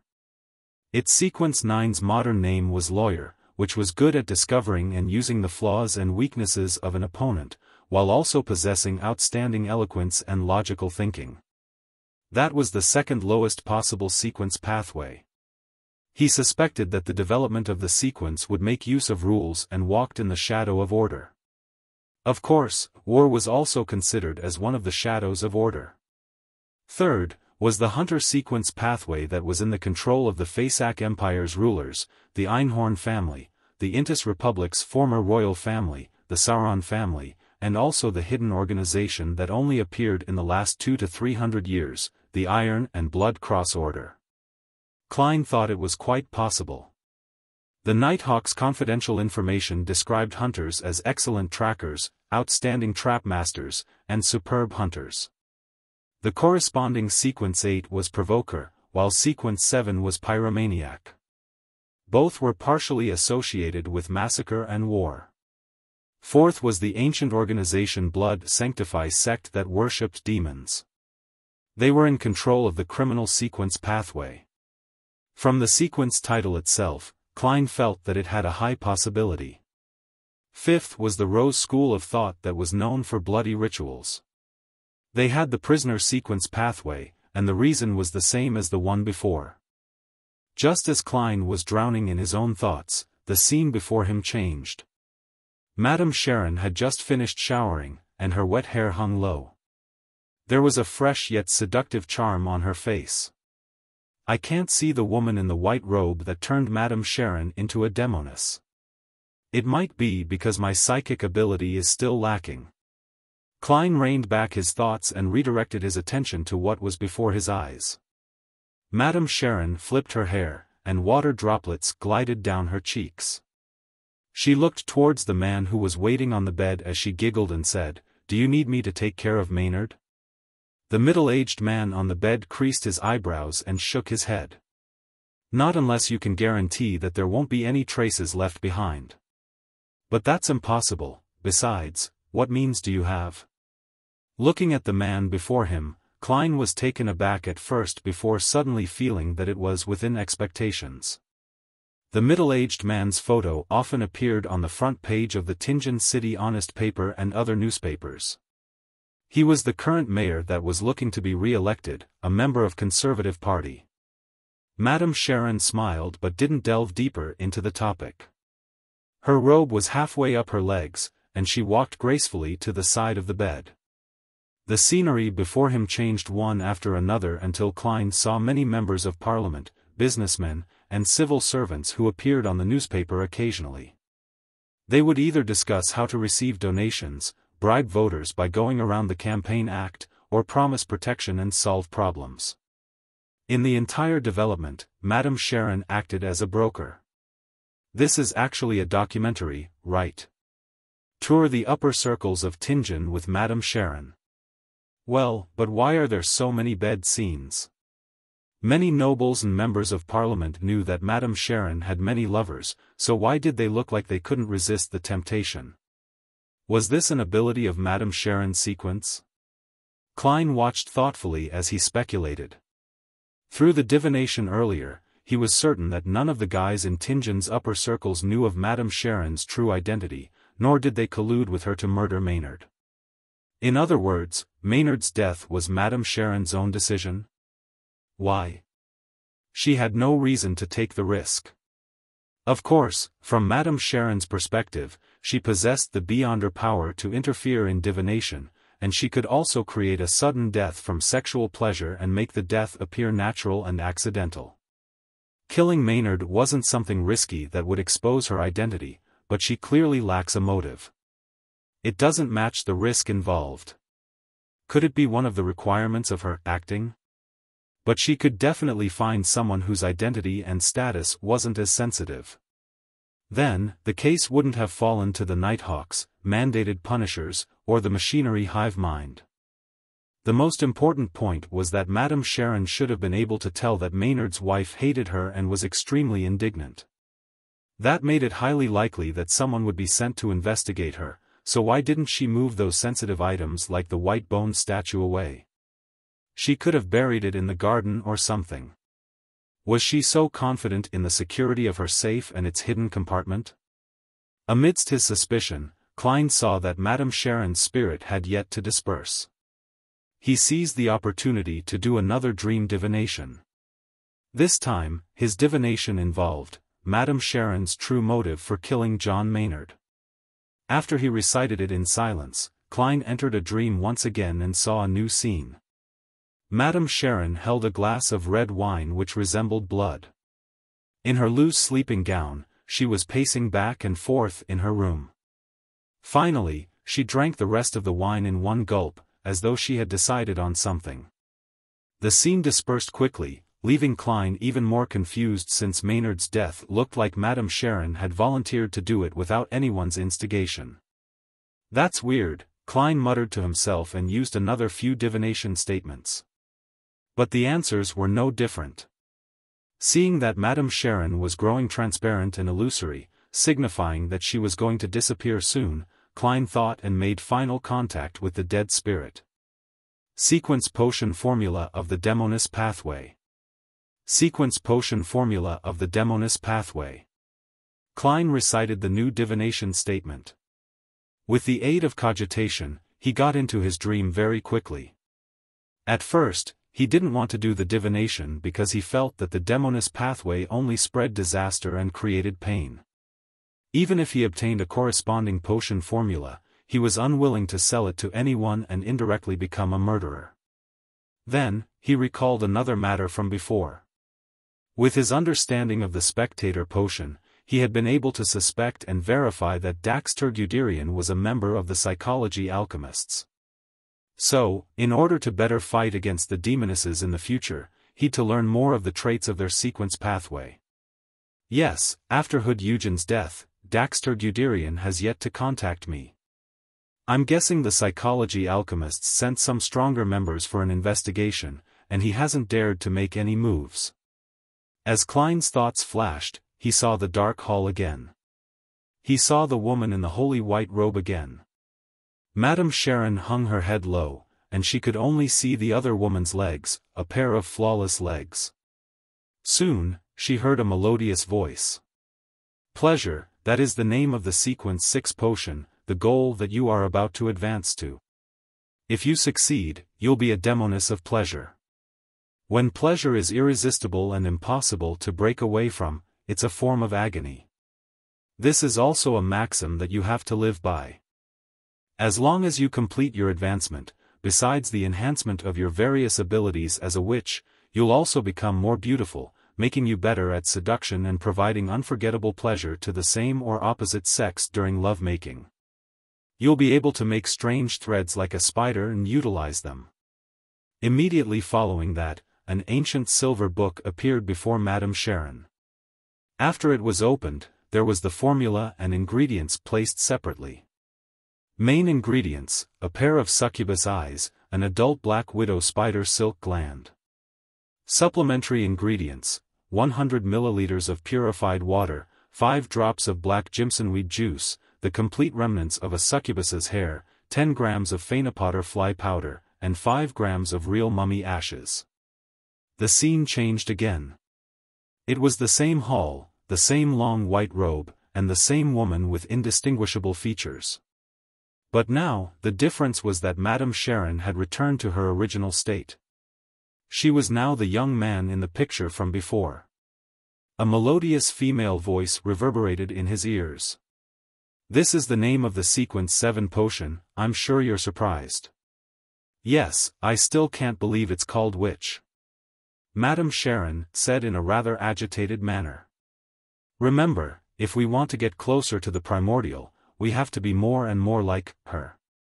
She's a woman, so we have to be women too," the melodious female voice replied. "Either you give up or you accept. After you become a witch, you'll become a true woman, and your appearance and charm will be enhanced substantially. You'll have the ability to turn invisible and use substitutes. You'll gain a rudimentary mastery of various dark magic, you'll be skilled at disrupting the divination of others, and you'll also gain the favor of the black flame and icy frost. The main ingredients are every drop of an abyss demonic fish's blood and an agate peacock's egg. The supplementary ingredients are 80 milliliters of purified water, 5 drops of jimsonweed juice, 3 scales of a shadow lizard, and 10 drops of daffodil juice." Scenes continued to play, one after another, and Klein saw the instigator and assassin formula and understood their corresponding traits. Just as he wanted to continue the divination, Madame Sharon's spirit dispersed completely. Klein stopped the ritual and returned to reality. He packed up the ingredients, removed the wall of spirituality, and told Dunn Smith about the outcome of his mediumship without holding back any information. Then, he expressed his suspicions on Madame Sharon's murder of Maynard. Pleasure doesn't require her to kill anyone of a higher rank or position in society. We need to investigate where Madame Sharon has been over the past few years and understand her origins. We need to look for the dark hall that you saw. Of course, this will need to be reported to the Holy Cathedral, and they can assign investigators accordingly. We can't leave Tingen as we wish." Dunn nodded slightly and looked around. He said, "Go to the first floor, check if those servants are still in deep sleep. If anyone is awake, bring them over and make them sign a confidentiality contract as per protocol. I'll be in charge of the second floor." He found a black cloth and covered the sealed artifact 3-0271. Upon hearing that, Klein suddenly understood why the intense battle hadn't brought the servants over. The captain had sent them into a deep sleep from the very beginning. Klein's body was still cold and stiff. He had to slow down and move forward in very, very light steps. When he passed the bedroom door, he extended his hand and pulled out the 2 tarot cards at the door. He wiped them and put them back into his pocket. After he left the room, he walked towards the stairway. After taking a few steps, he suddenly thought of a question: how would he make sure that the person was in a deep sleep? Check with divination one by one? That'd be troublesome. The captain is a nightmare, he should be an expert in this. I'll have to ask him if he has any fast and simple methods. With this in mind, Klein turned around, walked towards the bedroom door, step by step, as he fought against the cold and stiffness in his body. Before he came close, he looked through the ajar door and saw the shattered pieces of the angled full-body mirror. There were still large shards of the mirror clinging to the frame, all the size of a palm. In the cracked mirror, Dunn Smith, in his black windbreaker, was kneeling beside Kenley's dead body, doing something. Suddenly, he lifted his head. His gray eyes were deep, and the corners of his lips were tainted with crimson blood. Crimson blood. Without thinking, Klein turned around, left the side of the door, and leaned his back against the wall. Chapter 201. Inquiry. Klein held his breath with his back against the wall as he faced the darkness of the corridor.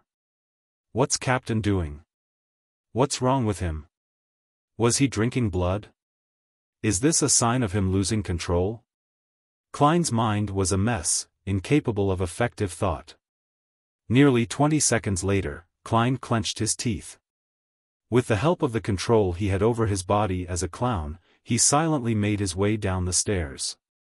Later, he then intentionally took heavier footsteps and made his way back to the door of Madame Sharon's bedroom. Klein looked in to see the captain wrapping sealed artifact 3-0271 with the black cloth. His expression was serious, his face clean. It was as though what Klein had seen just now was only an illusion. Glancing sideways, Klein saw nothing abnormal with Kenley's body. It was the same as it had been.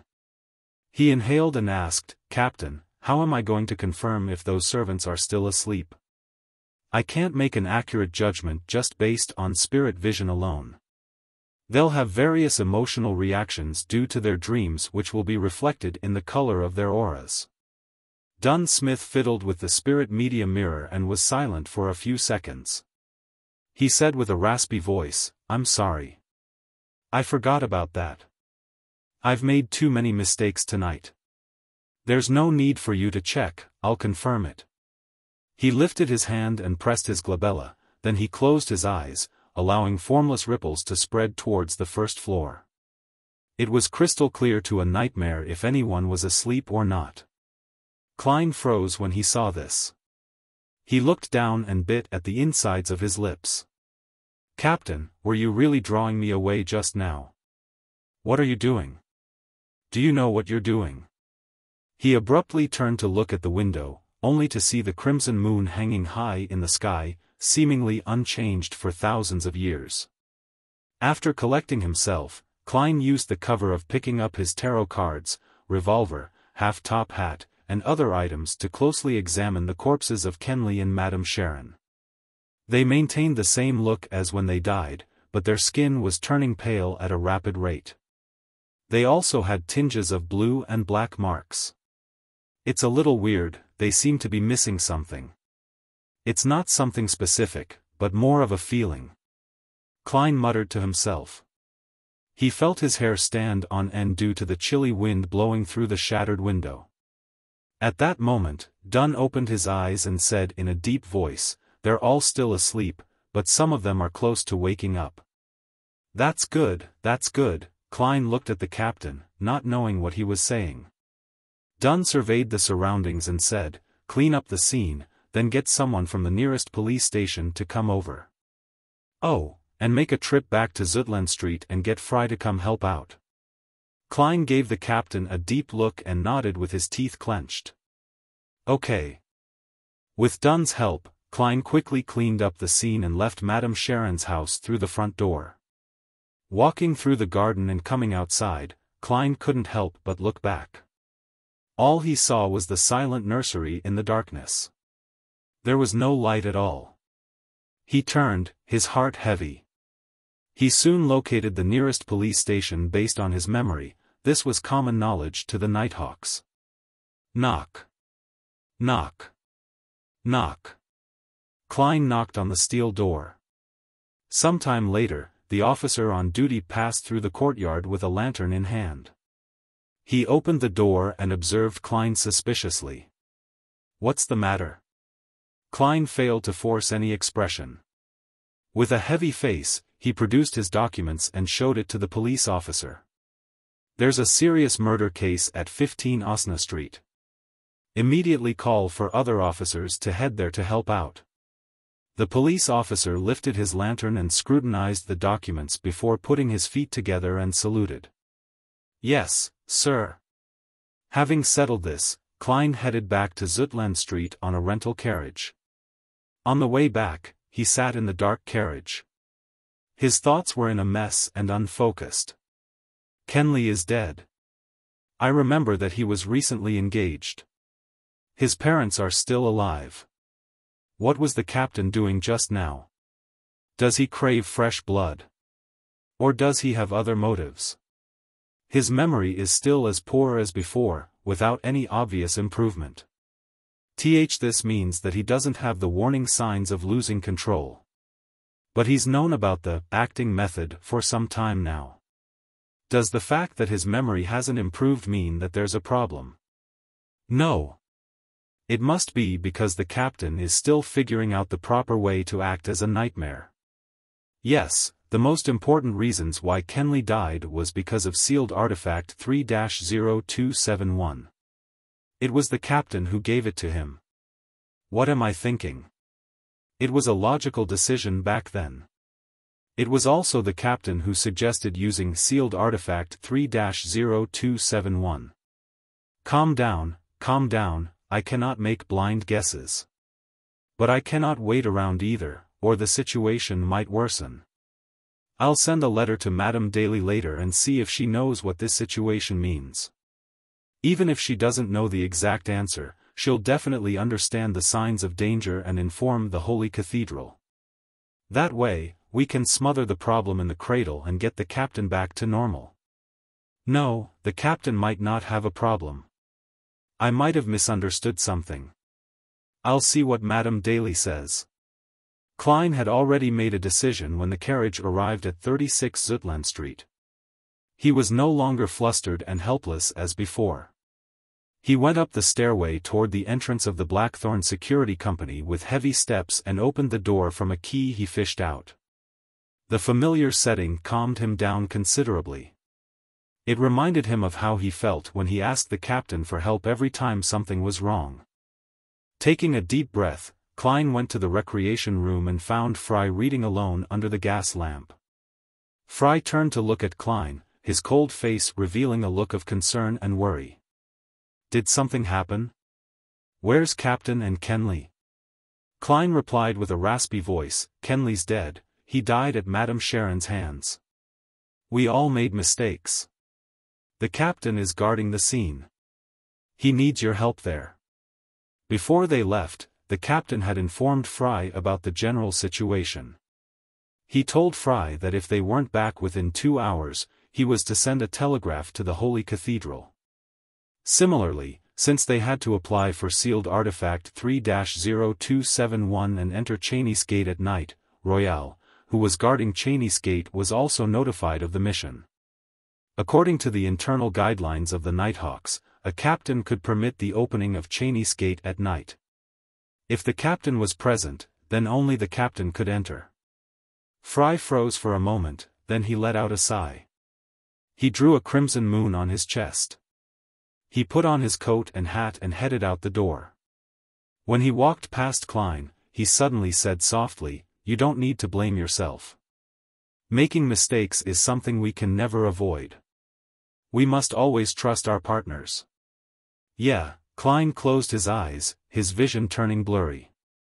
Klein and Fry first headed to the basement to notify Royale before locking the door to the Blackthorn Security Company and rushing to Madame Sharon's house. It was nearing dawn by the time they got Kenley's corpse and Madame Sharon's half-decapitated body back. Dunn stood in front of the mortuary, silently looking inside. It was some time before he turned to Klein and said, "Go home first. You just experienced an intense battle, you must be exhausted." "All right." Klein didn't reject the suggestion. He puckered his lips and stole a glance at the captain before quietly leaving the Blackthorn Security Company. He took a carriage back to Daffodil Street.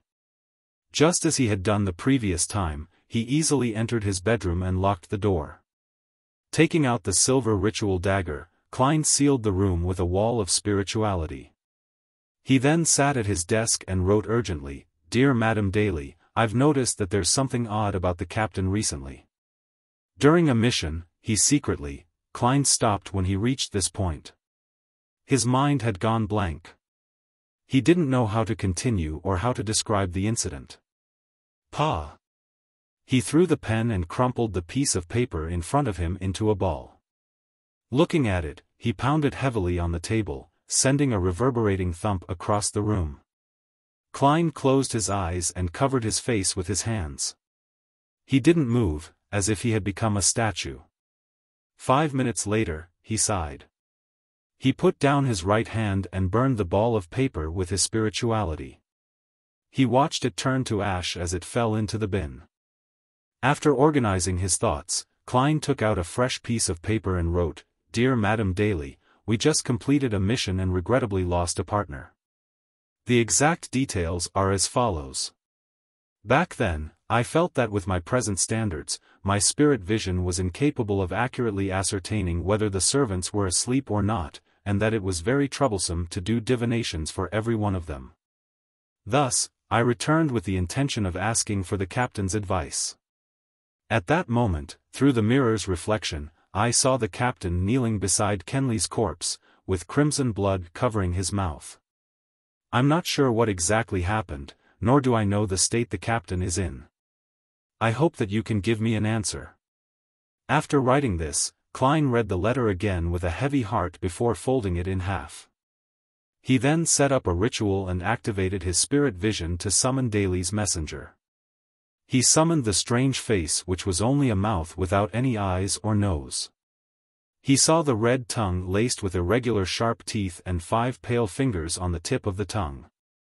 Klein silently handed the letter over. When everything was restored back to normal again, he sat down and continued writing. This time, he planned to ask Mr. Azek. "On a recent mission, something strange happened to my superior. He sent me away and kneeled beside the corpse of a teammate. His mouth was covered in crimson blood.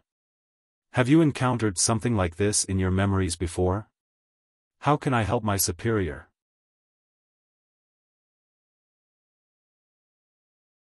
Chapter 202, Confirming the situation. After folding the letter, Klein took out the copper whistle, put it to his lips, and blew hard.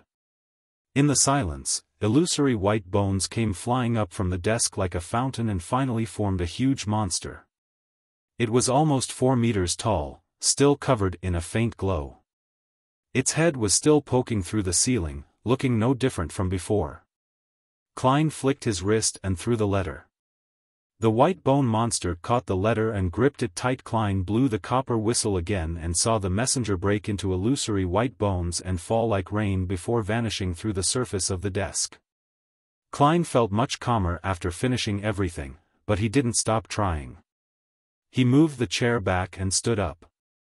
He then walked 4 steps counterclockwise and entered the world above the gray fog.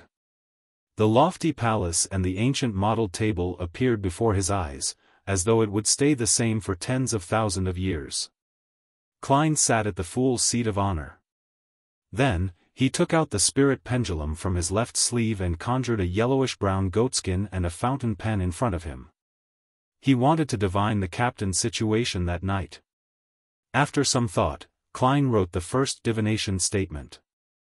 Dunn Smith's abnormality would lead me into danger.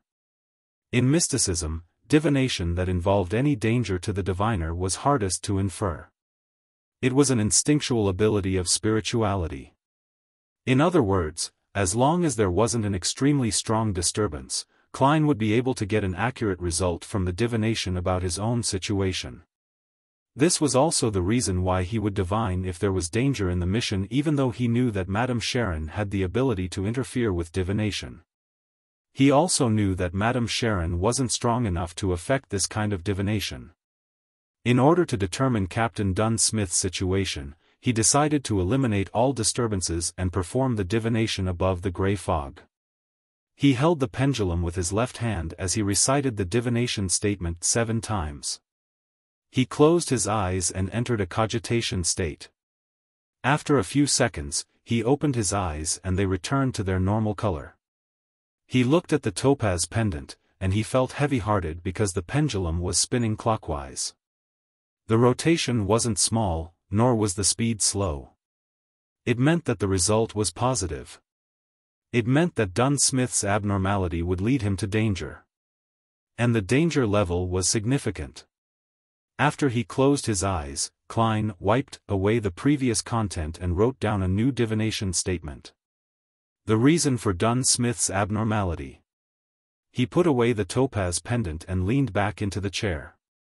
He recited the divination statement as he entered a dream with the aid of cogitation. In the blurry illusory world, he couldn't see or discover anything. There was nothing except gray fog. That means that there was insufficient information, so the divination failed.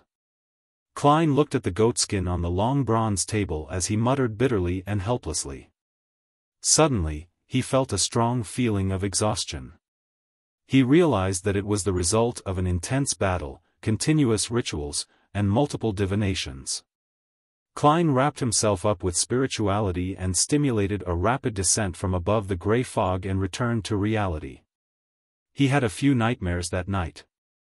The ending of each dream was either Kenley vomiting his organs, or Dunn Smith with crimson blood around his mouth.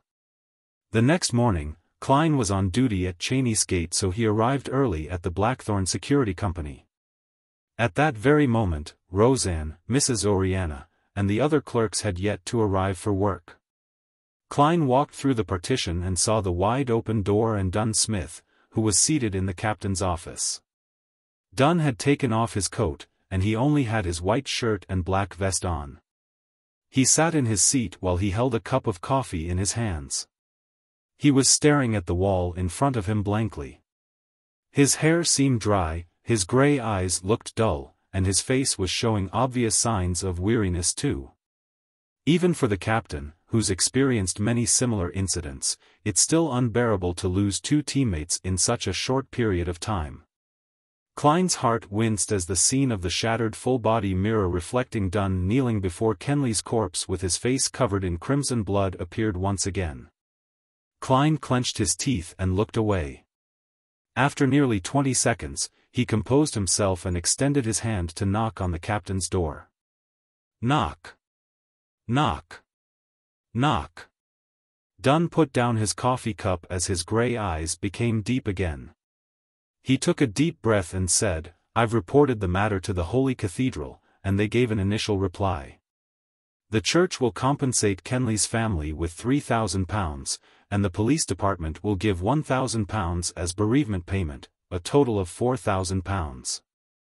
To most middle-class citizens, that's wealth that can't be earned in a lifetime. Kenley's weekly salary was £7, making an annual income of £364. Adding in any bonuses and additional income, he would make at least £380. £4,000 is equivalent to 10 years of his income. Such wealth can provide at least £200 of income a year. Although money cannot make up for the loss of Kenley, it's the only effective thing at the moment. Klein had many thoughts passing through his mind before he finally sighed. That's all we can do. The Church of the Evernight Goddess couldn't be faulted when it came to such matters.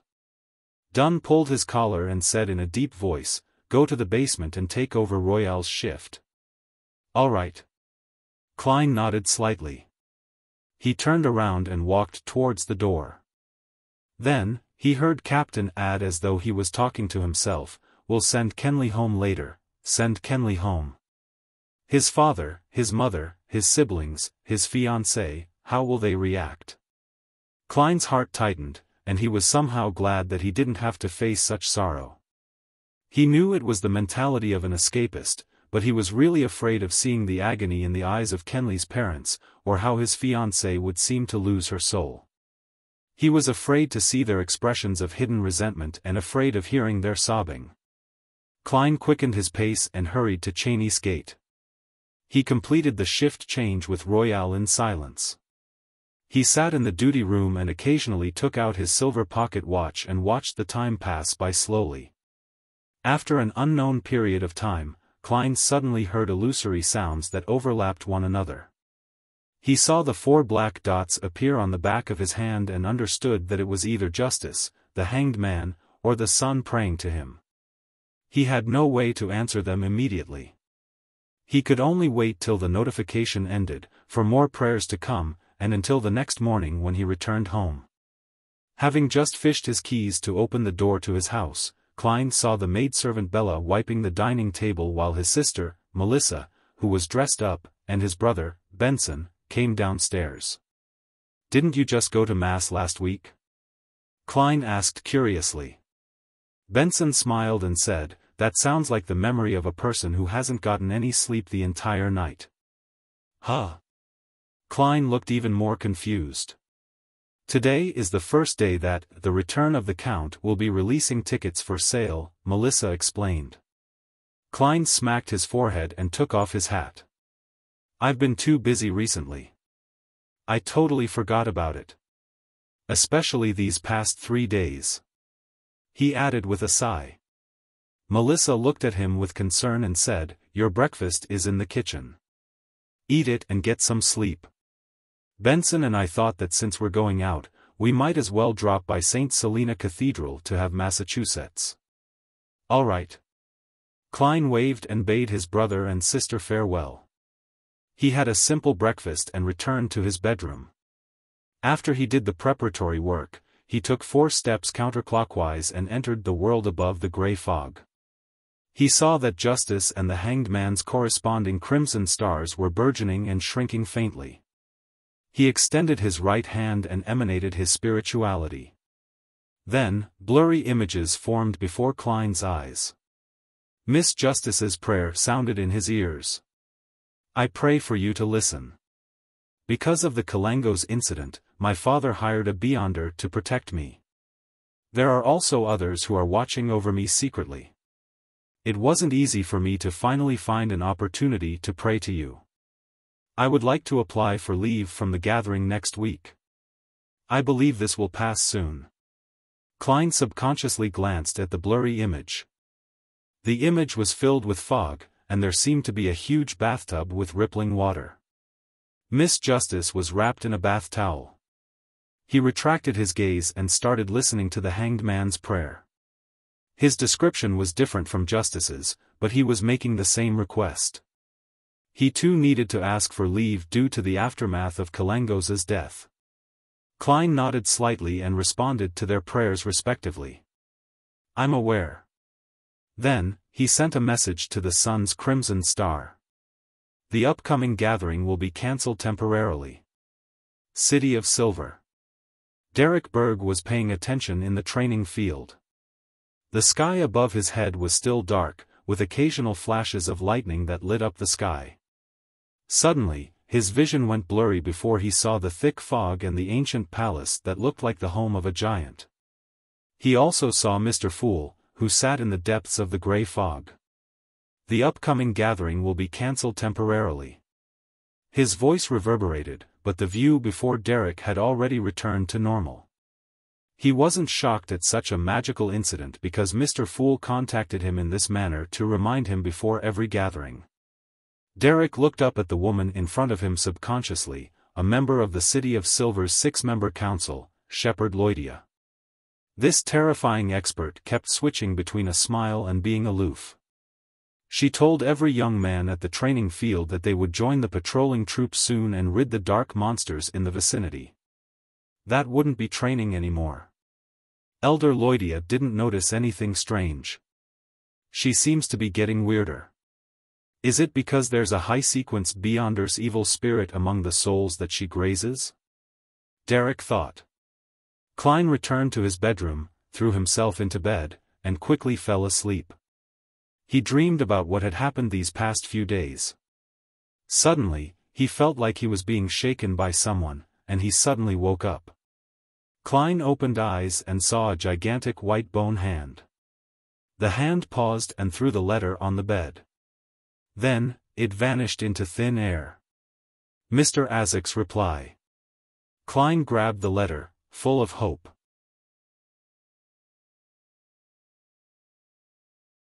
Chapter 203, Mutant Klein opened the letter, feeling both expectant and nervous before he began reading Azek's reply.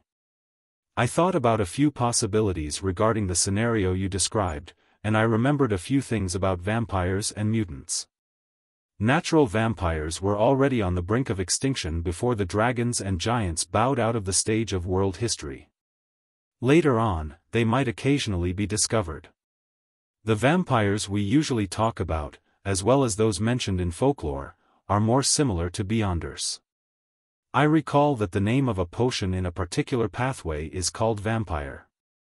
If your superior is now in a half-insane state, then it's very likely that he mistakenly consumed such a potion.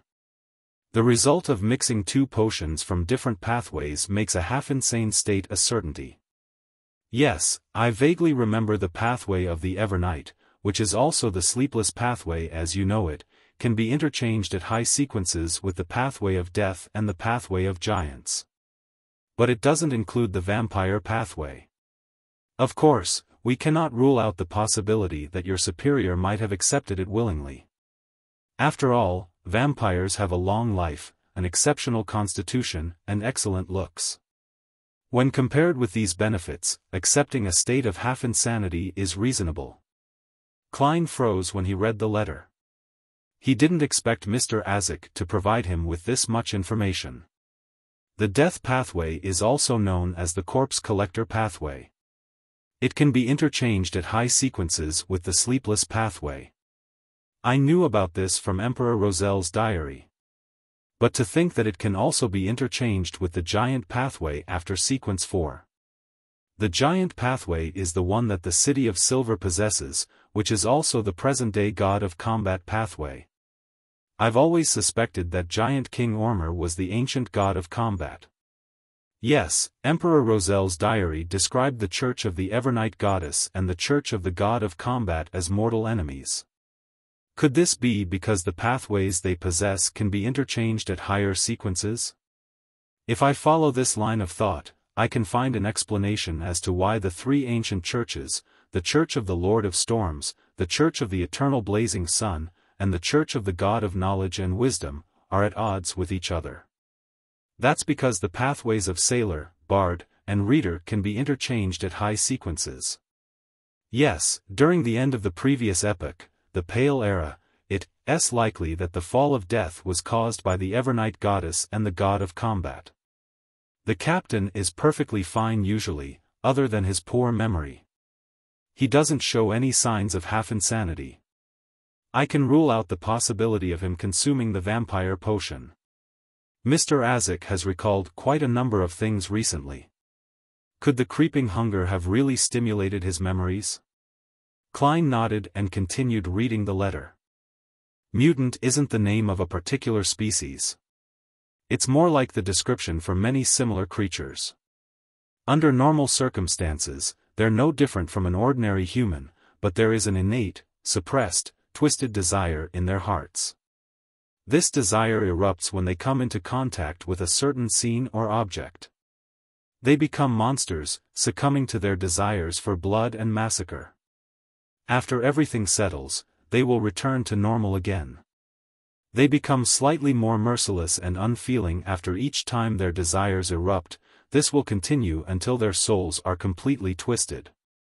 The only example of this that I can recall is the werewolf.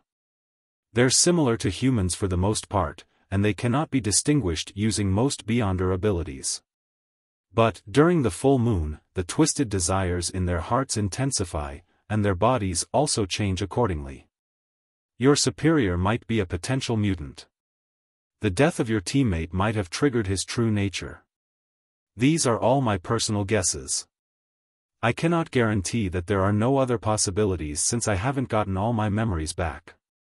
Perhaps your theory of this being a precursor to losing control can also explain this.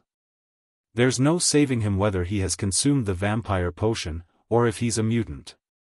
Of course, many people have theorized that mutants were originally ordinary human beings, but were put under a strange curse or corrupted by some evil god or devil, and, thus, transform into a different monster under certain circumstances. Also, I'm not too sure if you can treat him when you notice the warning signs of losing control. I would advise that you report this directly to your superior's superior and hope that there's still time. Klein looked gravely at the desk after placing the letter down. He slipped into deep thought. He had to admit that the theory of a mutant was a very possible one, but he couldn't eliminate the possibility that it was a warning sign to him losing control. All I can do is wait for Madame Daly's reply. I sent the letter 2 nights ago, so she should have received the letter yesterday morning. If she replied immediately, I should have seen the letter last night or this morning. It's almost noon. Does that messenger not dare to go near Cheney's gate? Or was Madame Daly held up by something? Klein shook his head. He still felt exhausted and used cogitation to force himself to sleep. In the hazy world, Klein was suddenly jolted to his senses. He knew that he was dreaming. He then saw Dunn Smith in his black windbreaker appear in front of him.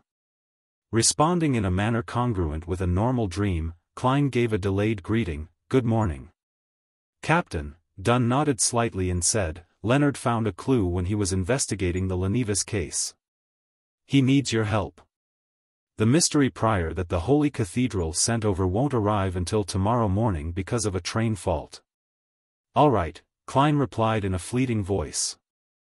Dunn thought for a moment before adding, "There's no need for you to return to Zutland Street. Head to 62 House Street directly. Leonard will be there waiting for you. It's been hard on you." The moment he finished his sentence, Klein's dream shattered. Klein instinctively opened his eyes. House Street. Isn't that the area where the Divination Club, my classmate Welch, and the member of the Aurora Order lived? There sure are many incidents lately, one after another, as if they're culminating in something. Klein thought as he got up slowly. He washed up in the bathroom before changing into a white shirt, brown vest, and black windbreaker. He then picked up his hat and went down to the living room. It wasn't 11 yet, and Benson and Melissa hadn't returned home. Klein informed Bella that he was going out and that she didn't need to prepare lunch for him. He then took a public carriage to Howe Street and saw the messy-haired midnight poet, Leonard Mitchell, whose hair exuded beauty, waiting for him in at Building 62. Leonard was still in a thin white shirt despite the chilly September weather. He had paired it with beige pants. He swept his green eyes at Klein. This might be the building rented by Uniqueness under a false name. "How did you figure it out?" Klein asked out of curiosity. Leonard pointed to his head. "Since you found a clue from Hood Eugen and suspected that Uniqueness was likely connected to that member of the Aurora Order, the cloth merchant Sirius Arapis, I had to change my line of thinking after my normal investigations revealed nothing. I started investigating the Aurora Order. The previous report told me that Sirius had interactions with many of the residents on House Street, so I searched every one of them and found a problem with this one." "What problem?" Klein asked. Leonard raised his brows. "An obvious problem. The guest here appears very rarely. He claimed to be going to the southern continent to do business after Jonas Vincent's death and never returned. His records are very realistic, and the police didn't discover anything. This could only be a coincidence." Klein creased his brows. "Of course, a coincidence. But when I showed the residents around here Uniqueness's picture, an old man felt that he looked similar to the resident at number 62, other than his different glasses." Leonard took out a black and white photograph from his pocket. "Why didn't you say so earlier?" Klein lampooned inwardly. He entered 62 House Street with Leonard, and at Leonard's request, he started to divine if there were any hidden compartments or secret chambers. The result was yes. The secret chamber or hidden compartment in this building. Klein wrote down another divination statement. He took a seat on the sofa and closed his eyes as he recited the statement. 7 times later, he entered a dream. His vision was blurry. In the blurry world, Klein saw a wooden bookshelf. He saw rows upon rows of books. He saw that one of the books had been taken away. He saw the wooden surface beside the book open, revealing a hidden compartment. The scene quickly disappeared as Klein opened his eyes and told Leonard, in the study. Klein wound the topaz pendulum around his wrist and followed Leonard into the study. He saw the wooden bookshelf he had seen in his dream. "Pull out that book, the place it's covering has a hidden compartment."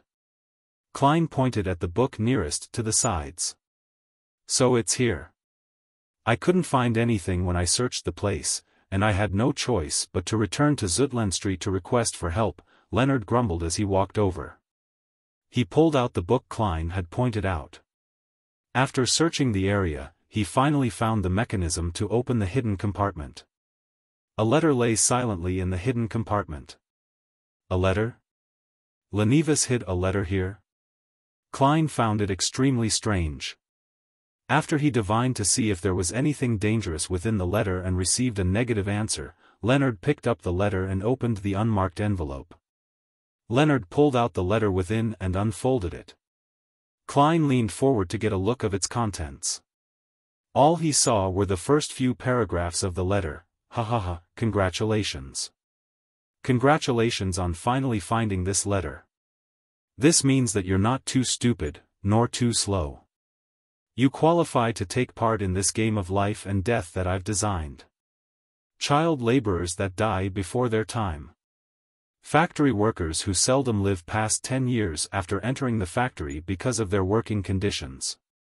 Female workers who risk severe illnesses for a meager salary. I see boundless resentment surrounding every factory, turning the surroundings oppressive and gloomy. This is the worst of times, and also the best of times. Our game shall take place under such a setting. Fools, prepare yourselves, I'm going to issue you a hint."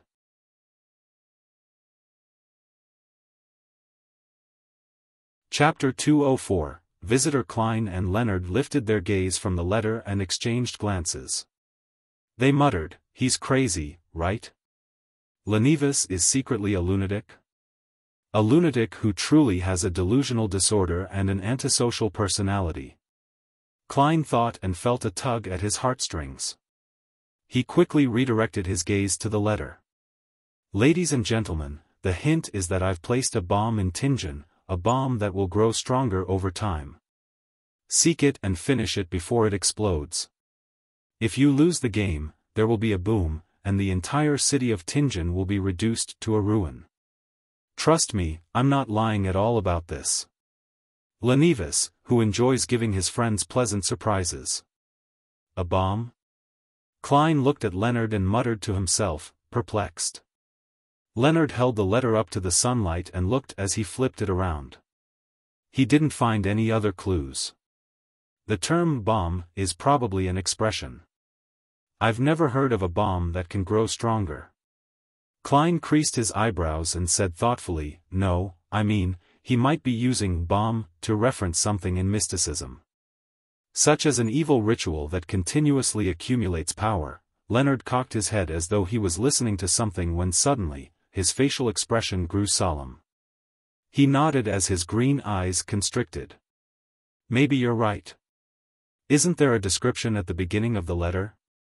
Child laborers that die before their time, factory workers who seldom live past 10 years after entering the factory because of their working conditions, female workers who risk severe illnesses for a meager salary.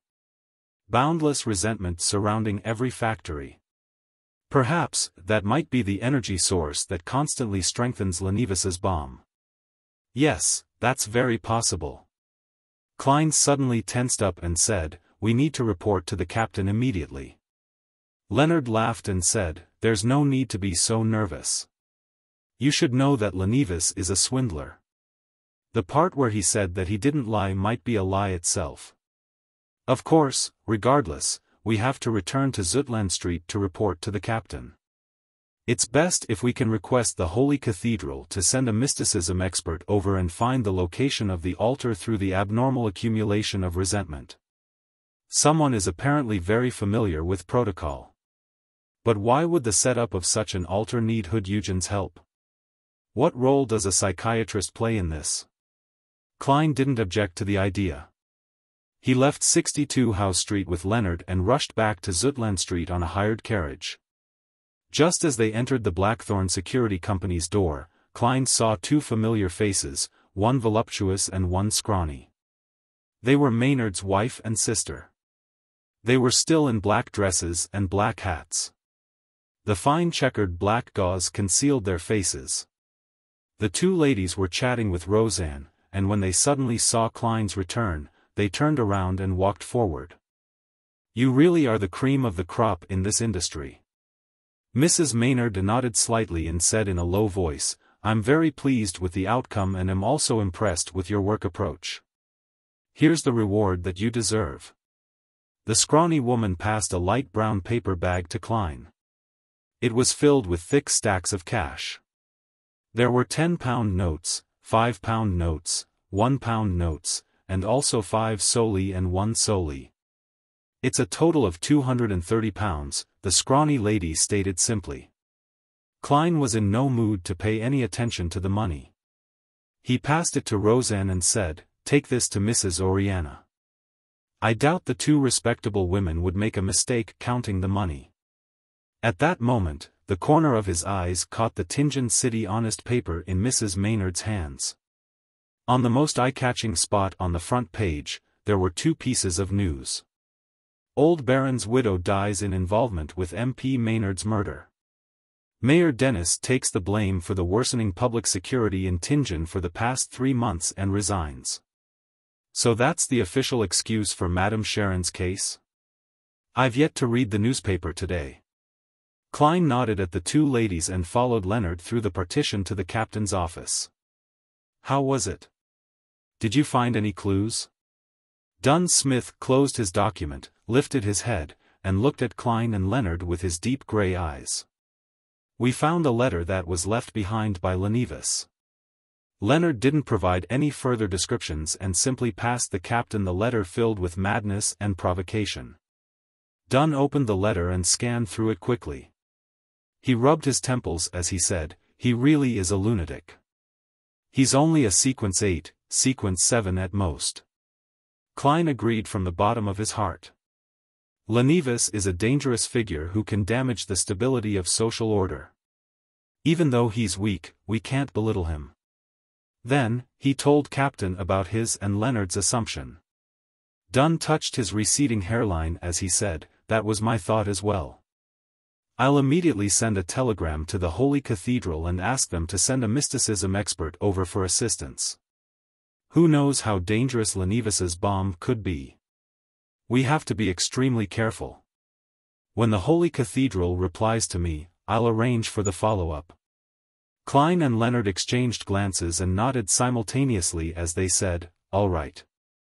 Seizing the moment when Captain was sending a telegram to the Holy Cathedral, Klein returned to the reception hall to grab a copy of the Tianjin City Honest paper from Roseanne. He stood at the partition and read the 2 articles with full concentration. The widow of the old baron of the Koi family, Madame Sharon, was suspected to be involved in the sudden death of Member of Parliament Maynard. The police received a tip and took action at night. They discovered that Madame Sharon and her accomplice had knocked out her servants to carry out a pagan ceremony in her bedroom. They refused to surrender and attempted to resist arrest, resulting in the death of a heroic police officer. Finally, Madame Sharon and her accomplice paid the price for their evil deeds with their lives.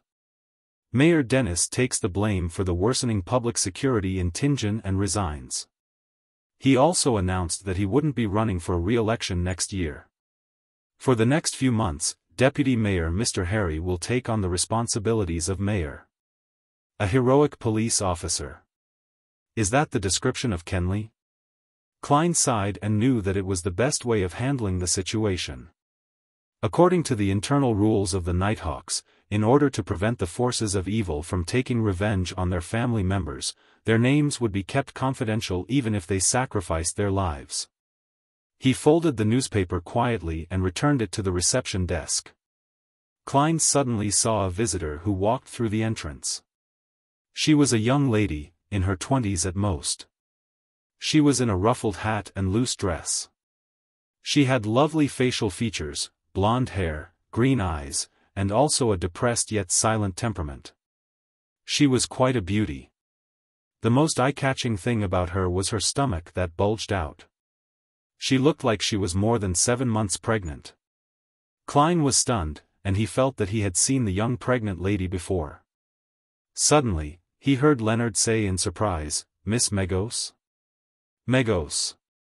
"Yes, the young lady who was conned by Lenivis. She's pregnant with Lenivis's child, and as such, there might be something wrong with her mental health. She says her child sings in her stomach and also whistles." Klein was suddenly enlightened, and he wasn't surprised that Leonard knew Megos. When they relaunched the investigations of people related to Lenivis, the lady's photo had been seen by every Nighthawk. Klein knew her even earlier. Her Aunt Christina, whose savings had been conned by Lenivis, had brought her to the divination club to ask for help. Her aunt even asked if the child in her stomach could be used for divination. Then, as Megos heard Leonard's voice, she looked over at the both of them vacantly and replied politely, "Hello. Miss Megos, what brings you here to the Blackthorn Security Company? Do you have anything that you'd like us to do for you?" Klein took 2 steps forward and asked. He was very confused by Megos' sudden visit. He felt it was an extreme coincidence. "We just found Lenivis's letter, and Megos comes visiting?" Megos touched her stomach and smiled faintly. "Somehow or other, I suddenly thought of coming to Zutland Street and suddenly thought of coming up to take a look. Her mental health seems to have worsened." Klein recalled that he hadn't managed to activate his spirit vision and check on Megos' situation previously. Hence, he lifted his teeth and was about to tap his left molars. Just then, a series of thoughts screamed through his head in increasing intensity. "Don't look. Don't look. Don't look. You'll die. You'll die if you look. You'll die if you look." Klein stood rooted on the spot like a statue as his forehead was covered in cold sweat. It was like having a deep and heavy nightmare that he nearly couldn't wake up from. Suddenly, he understood something. He had failed to activate his spirit vision the last time because his spirituality had noticed an unimaginable danger. It slowed him down subconsciously, so he missed the opportunity and forgot the follow-up. At that point, Klein had yet to digest the seer potion entirely, and he had yet to advance to sequence 8, so the warnings of spirituality were very subtle and difficult to notice. But now, Klein's spiritual foresight was so clear and obvious. After nearly 20 seconds, Klein finally shook off his paralysis. He looked sideways at Leonard and realized that the Midnight Poet was also covered in cold sweat, and his eyes were filled with horror. Suddenly, Klein understood what the bomb Lenivis was referring to. It's the baby in Megos' stomach. It's the baby that he left behind. Klein suddenly associated the description in the letter with Hood Eugen's answers, and he suddenly remembered something that he read in Emperor Rosel's diary. "I started the Industrial Revolution with my own hands and personally ushered in the age of steam and machinery, but this will only become the hotbed for the descent of an evil god upon this world?" Klein's pupils constricted as he thought of a possibility that he instinctually refused to admit. No. That's not right. The baby in Megos' stomach can't be the son of some evil god or an evil god waiting to descend upon the world. No. Why would Hood Eugen do such a silly thing? Although his psychiatrist power can help Lenivis fool Megos and use her as a spawning vessel in her semi-unconscious state. No. The resentment of child laborers that die before their time, and the factory workers and female workers who live less than 10 years aren't helping the son of an evil god to grow rapidly. No. Why you may not look directly at God.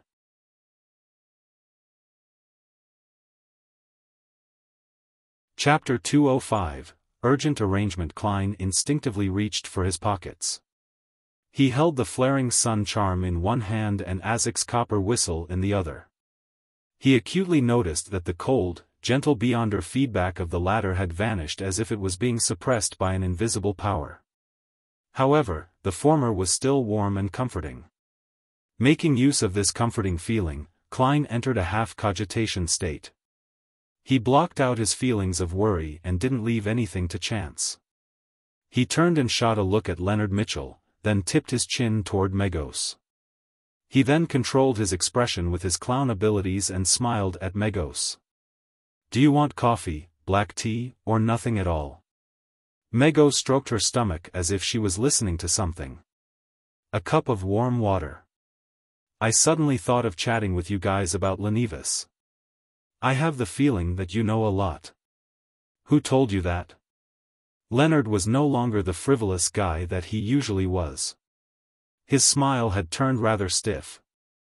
Megos suddenly giggled. "My child told me. He knows a lot. He's very smart." Klein fought back the urge to curse. He turned to the partition and signaled to Leonard to keep Megos calm. Leonard forced a smile and pointed toward the sofa. "That's exactly what I'd like to talk about. We want to have a chat with you about Uniqueness." Behind the receptionist desk, Roseanne looked on in confusion. She suddenly realized that she didn't need to do anything. Klein quickly made his way past the partition and directly pushed open the door to Dunn Smith's office, then closed the door with a bang. He saw Dunn looking shocked before turning serious and saying in a heavy voice, "Captain, something serious has happened. I know what Uniqueness meant by bomb." Dunn stood up and pointed outside. "Megos?" He had obviously heard Leonard's shocked exclamation, but he was unable to see the looks of fear and cold sweat on his teammates' faces. Klein nodded and explained quickly, "I tried to activate my spirit vision to observe Megos to ascertain her mental condition, but my spirituality stopped me from making the attempt. It kept warning me not to look, that I would die if I did so. This made me recall a saying, 'You may not look directly at God.' Even if the fetus in Megos' stomach isn't an evil god attempting to descend upon this world, or the spawn of an evil god, it's definitely a legendary creature. Captain, connecting this to the Black Altar in Hood Eugen's memories, to his psychiatrist abilities, to the tragic world as described in Uniqueness's letter, I think that my guess is quite close to the truth. Uniqueness obtained a ritualistic magic linked to the true creator from an Aurora Order member. With Hood Eugen's help, he turned Megos into a vessel to gestate a certain power. Then, this power will make use of the resentment, oppression, and gloominess surrounding the factories to quickly grow until maturity. In other words, the ritual itself needs this resentment, oppression, and gloominess in order to succeed." Dunn considered Klein's words seriously for nearly 20 seconds before nodding with a solemn expression. "I'll ask for assistance from the Holy Cathedral immediately. Let's hope that the baby in Megos' stomach can still wait. Of course, we can't just sit back and do nothing. Tell Leonard to keep Megos calm and keep her company. Notify Mrs. Oriana, Roseanne, and the rest. Get all the non-combatants to evacuate. I'll head to the back of Cheney's Gate after I send the telegram. We have to prepare for the worst, which is if Megos' baby is born before the arrival of reinforcements from the Holy Cathedral. As captain of the Tingen Nighthawks, I have the authority to use Saint Selena's ashes during emergencies." Saint Selena's ashes. The ashes of a high-sequence beyonder. The core seals within Cheney's Gate. Klein's worries eased a little. He quickly thought of other things. "Captain, we can also ask for reinforcements from the mandated Punishers and the machinery hive mind, they should have similar holy items." Klein suddenly had a stroke of inspiration as he muttered to himself, Uniqueness's case was originally under the purview of the mandated Punishers. Old Neil and I were there to help when one of their senior members lost control. As he spoke softly, his voice grew to a crescendo. "Captain, can you ask the mandated Punishers if the member who lost control was tracking or keeping Megos under surveillance? Are you suspecting that he lost control because he got corrupted by the baby in Megos' stomach? They were responsible for Megos when the investigation was happening," Dunn answered seriously. "We cannot delay any further. Go to Mrs. Oriana and the rest. I'll take this time to send a telegram to first ask for assistance from the Holy Cathedral, then I'll inform the mandated punishers and the machinery hive mind. Yes, I'll also have to send a telegram to the police department and see if they can come up with an excuse to evacuate the citizens nearby. All right. Klein had taken a few steps out of the room when he suddenly recalled something. He thought about the coincidence of Migos' sudden visit. The image of the building with the red chimney appeared in his mind. He turned around quickly and said to Dunn, "Captain, one more thing. Do you remember the coincidences I told you about? The clue to the Antigonus family's notebook in the house opposite the kidnapping, Ray Bieber who didn't make it out of Tingen in time, Honas Vincent exposing himself because of a coincidence, and how a member of the Aurora Order lost his life because he chanced upon me, etc. All these coincidences are very subtle and hard to detect, but the fact that Megos suddenly came looking for us right after we discovered Lenivas's letter is too obvious and direct. This coincidence was already laid bare before us, it's no longer hidden. I think that the person behind this will soon take center stage. Also, why would Madame Sharon take the risk in killing Member of Parliament Maynard? Is this also a coincidence? Dunn thought about it and gave a solemn reply, "I'll include this point in the telegram." Klein didn't waste any more time. He exited the office and went straight for the accountant's room on the opposite side. Mrs. Oriana was preparing the budget for the last 3 months of the year. She wanted to complete it in advance just in case the captain forgot about it again. When she saw Klein enter, she greeted him with a smile. "Lad, what claims do you have to submit today?" Klein exhaled. "Mrs. Oriana, we will be on vacation today.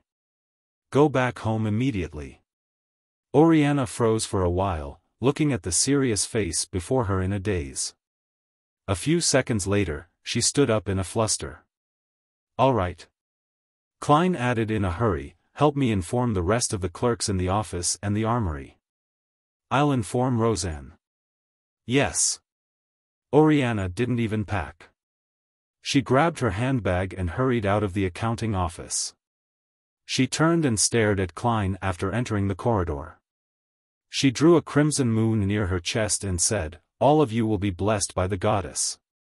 "Thank you." Klein replied in silence. He made his way past the partition into the receptionist area only to see Leonard chatting with Megos about Lenivas, his expression rigid. Klein leaned toward Roseanne as he filled up a cup of warm water.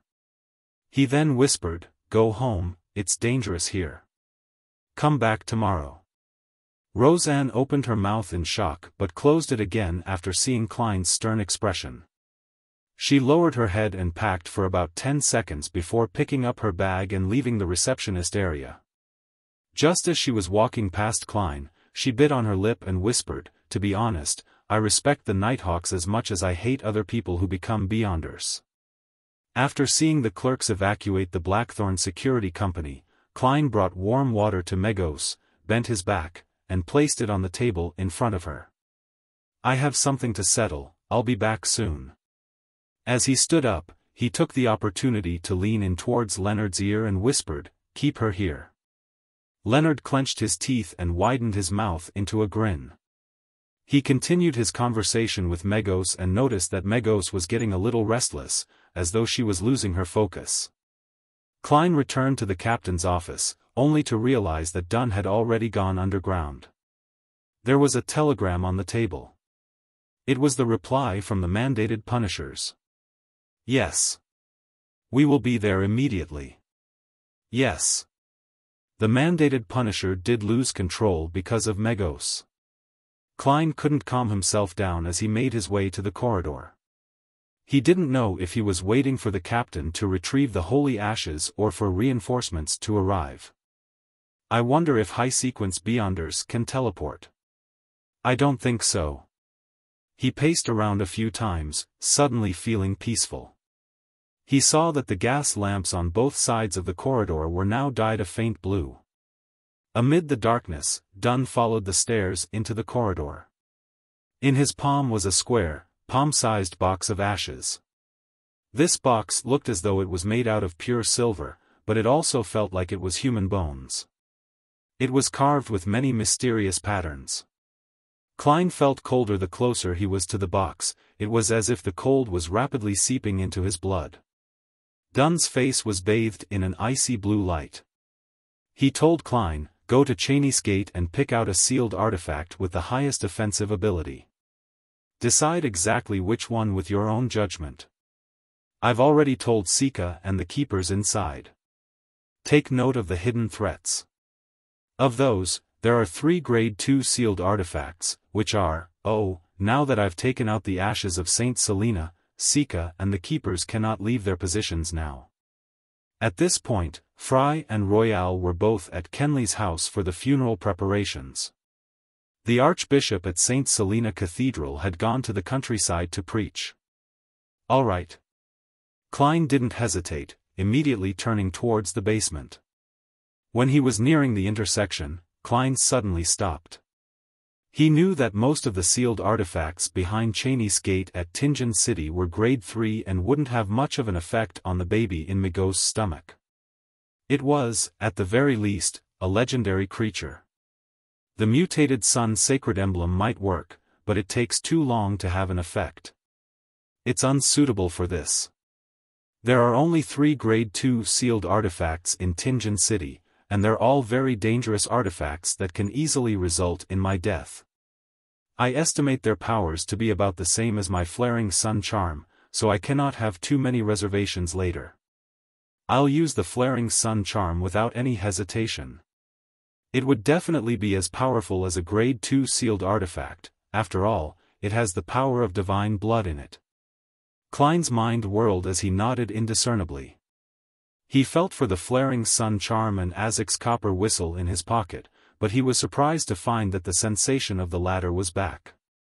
Regardless of whether it was useful or not, Klein took out a pen and paper set that was used for divination and wrote a short message.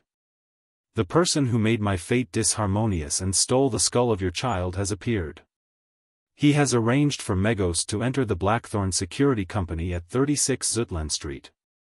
It's highly likely that Megos is harboring the son of an evil god. The situation is very urgent." He put away his pen and folded the piece of paper. Klein took out the copper whistle at the intersection and blew, then watched the giant skeleton messenger appear before him.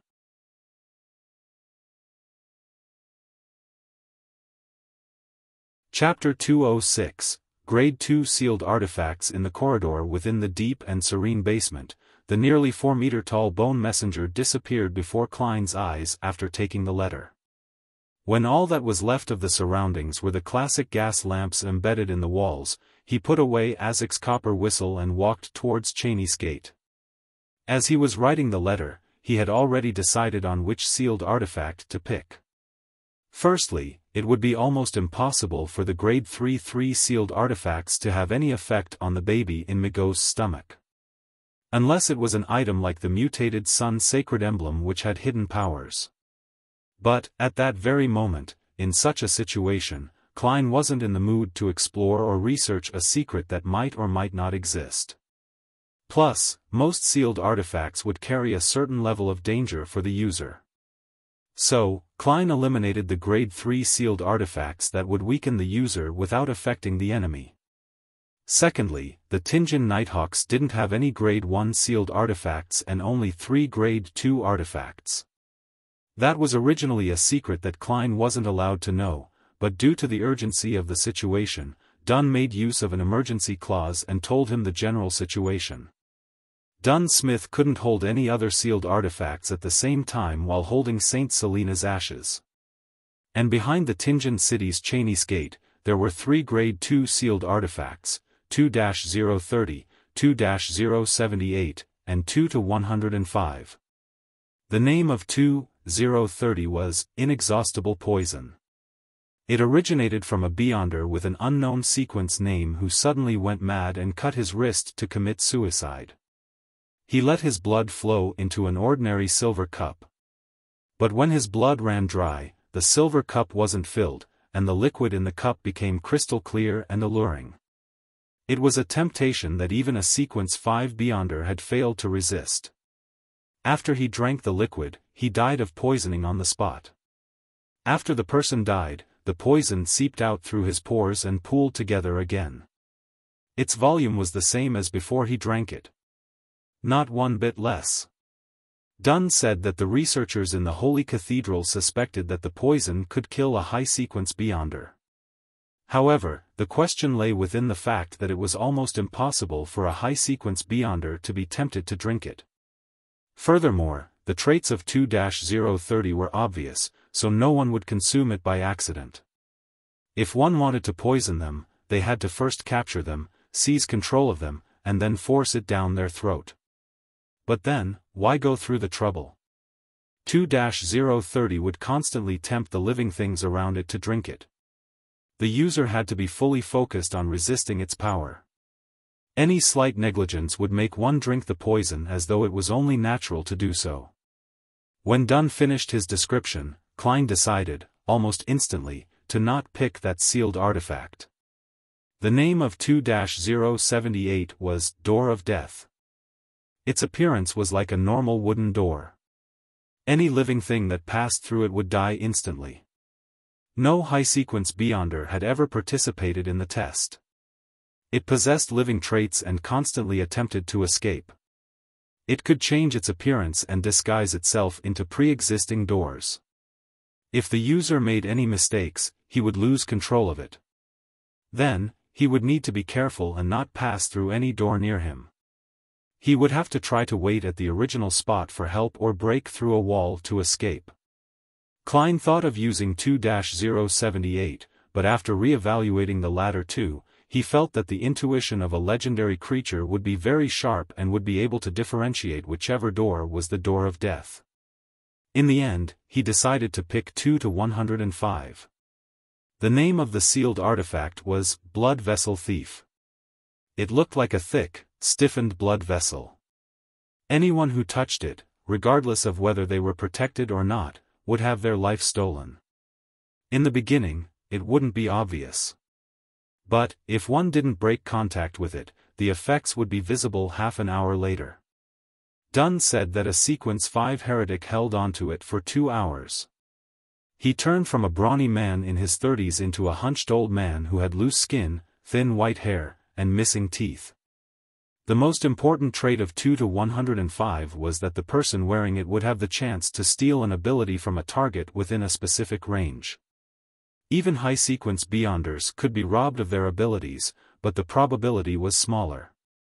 Within a 10-minute time period, the person who was robbed would lose the corresponding ability while the person who wore the item would be able to use the ability skillfully.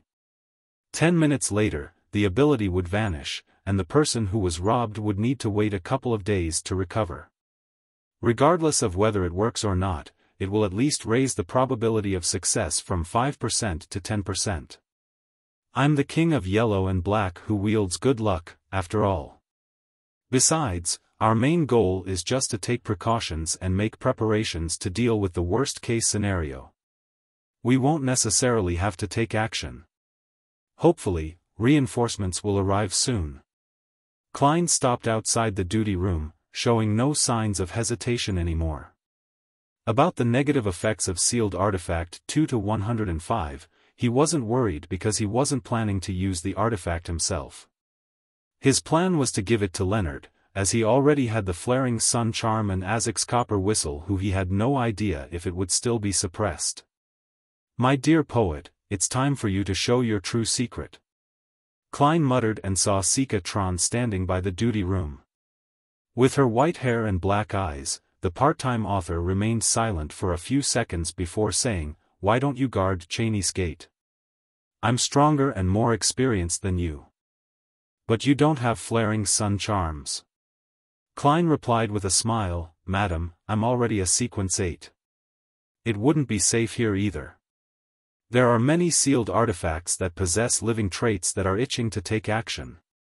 Well, if we fail, the people here will definitely not survive. Our goal upstairs is to buy time and wait for reinforcements. It might be safer than being around Cheney's gate." Sika-tron puckered her lips slowly and drew a crimson moon on her chest. "May the goddess bless all of you. As Dunn didn't have the time to write the document in time, Klein couldn't enter Cheney's gate directly. All he did was watch Sika-tron push open a tiny crack and enter. After a few minutes, she appeared by the door, and she was holding a thick, blood-tainted, pale blood vessel in her left hand. Klein extended his hand to take it, and he immediately felt a faint current surging in his body. In the reception hall of the Blackthorn Security Company, Leonard had already shaken off his stiff state from earlier, and his expression didn't look abnormal as he talked about the recently discovered house that Lenevis rented before. "Is that so?" "He never told me about it before," Megos replied normally, creasing her eyebrows slightly. Then, she grabbed her blonde hair, pulled out a handful, and casually threw it into the trash can by the side. Leonard was dumbfounded. He gulped with difficulty, and his palms were full of cold sweat once again. Klein walked up the stairs to the second floor with the blood vessel thief in his left hand. He looked at the door that led to the Nighthawk's break room, where Dunn Smith stood silently in his black windbreaker. His eyes were gray and deep, just like when they had first met. "Reintroducing myself, Nighthawk, Dunn Smith." The voice of the past sounded in Klein's ears as the scene of Dunn by Kenley's corpse flashed in his head. There was blood all over his mouth. He suddenly fell silent and walked over. He lifted his left hand and said, "Captain, I picked sealed artifact 2-105.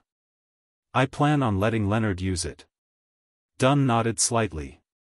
He didn't ask why but turned and pointed at his office as he spoke. "The Holy Cathedral sent a telegram. They said that they'll gather a team of strong Beyonders immediately and asked us to stall for as much time as possible and try to wait. About those coincidences, they didn't give any reply. I think they don't have any conclusions as of yet. Or perhaps, the person who handles the telegrams doesn't know the actual situation and has no way to make guesses. You know, we have to make the best use of time. Telegrams can't be too long." "Yes." Klein nodded. He got closer to the partition and looked outside as he said, "How's the situation?" "Nothing strange as of yet." Dunn looked down at the Saint's ash box in his left hand. Seeing how Leonard and Megos were having a good time chatting, Klein didn't interrupt them. He retreated to the Nighthawk's recreation room and faced Dunn with the corridor in between them. Just then, Dunn suddenly let out a self-deprecating laugh. "I forgot something." "What is it?" Klein replied, puzzled. Dunn looked sideways at him and said, "Daly told me to explain myself to you." "Huh?" Klein was stunned, as he couldn't quite understand what the captain meant. After 2 seconds, before Dunn could reply, he suddenly understood. Madame Daly didn't reply immediately because she thought it was unnecessary. She had forwarded the matter to the captain and let him explain himself. That means that there isn't anything serious with the captain. At this critical point, Klein suddenly felt a surge of joy erupt inside of him.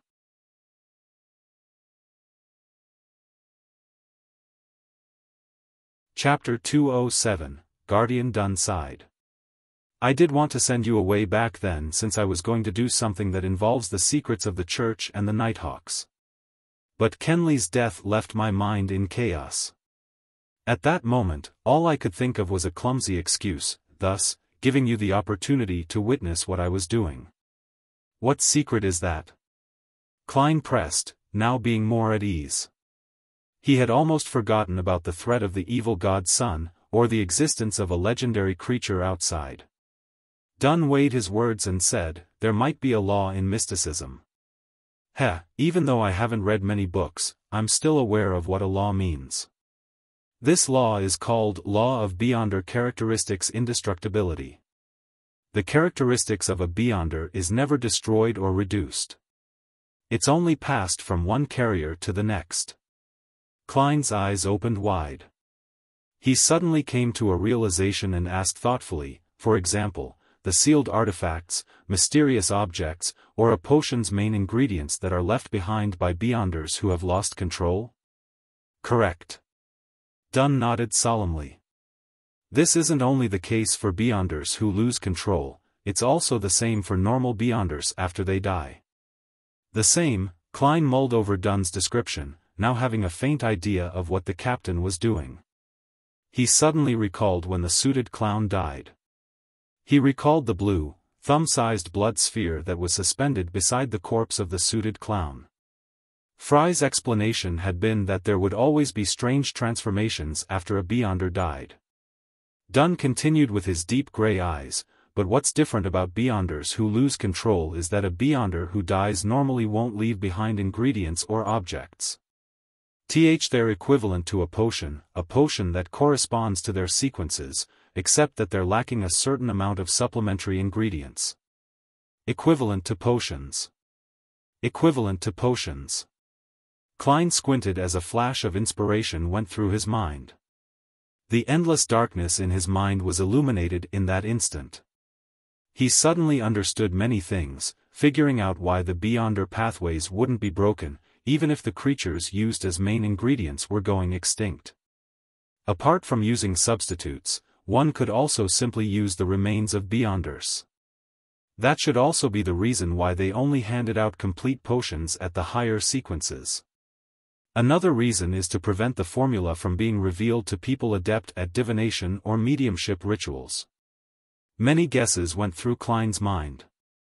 Dunn looked at the recreation room and explained in a deep voice, a few years ago. Well, I can't exactly remember just exactly how many years it was, but I wasn't the captain of the Nighthawks back then. I unexpectedly realized this problem, and after interacting with Daly, who had just become a Beyonder, I immediately sent a report to the Holy Cathedral. The Holy Cathedral told me to keep it a secret and gave me two choices. That's also the reason why it's me, and not Daly, who's explaining this to you. Whoever exposes this is responsible for it. The first choice was to pretend to know nothing, just like a large number of Nighthawk captains and deacons, and allow the Holy Cathedral to continue dealing with the remains of Beyonders who died through normal means. The second was for them to give me a unique, simple ritual and the corresponding techniques.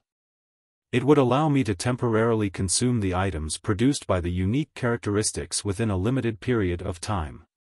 Well, this is only suitable for sequences of the same pathway at my level or lower. This would augment my Beyonder characteristics, and I would also become more powerful. In terms of abilities regarding dreams, my powers now are not too different from a sequence SXS. That's also the reason why I dared to deal with Madame Sharon. So that's why. To think that something like this exists, Klein slowly exhaled. He finally understood why he couldn't come up with a logical explanation despite his best efforts. That was because he didn't have all the relevant information and was unable to fill in the blanks. Yes, this does match the law of Beyonder characteristics indestructibility. Would consuming these characteristics cause a qualitative change in the captain by constantly accumulating them? Klein allowed his mind to wander. After glancing at him, Dunn let out a bitter smile. I chose the second option, but not because I wanted to become more powerful. If I wanted to become more powerful, quickly digesting a potion and receiving an advancement is the best and most direct way. Yes, Klein agreed sincerely. Consolidating the characteristics of the potions of the same sequence will increase the risk of losing control at the same time as it improves your abilities, right? Dunn shook his head solemnly. No, these are the remains of normal Beyonders and not Beyonders who have lost control. Well, after I came to know of the acting method, I realized that it would increase the difficulty of digesting the potion. Then why do you still continue? Klein asked in shock. Dunn placed his hand into his pocket, intending to take out his pipe, only to find that he had left it in his office. He shook his head and let out a self-deprecating smile. I just said that becoming more powerful isn't the reason why I consume their remains. Having said that, he paused, his eyes wandering to the blue flicker of the gas lamp opposite where he was standing. They were all my partners. We've gone through many things together.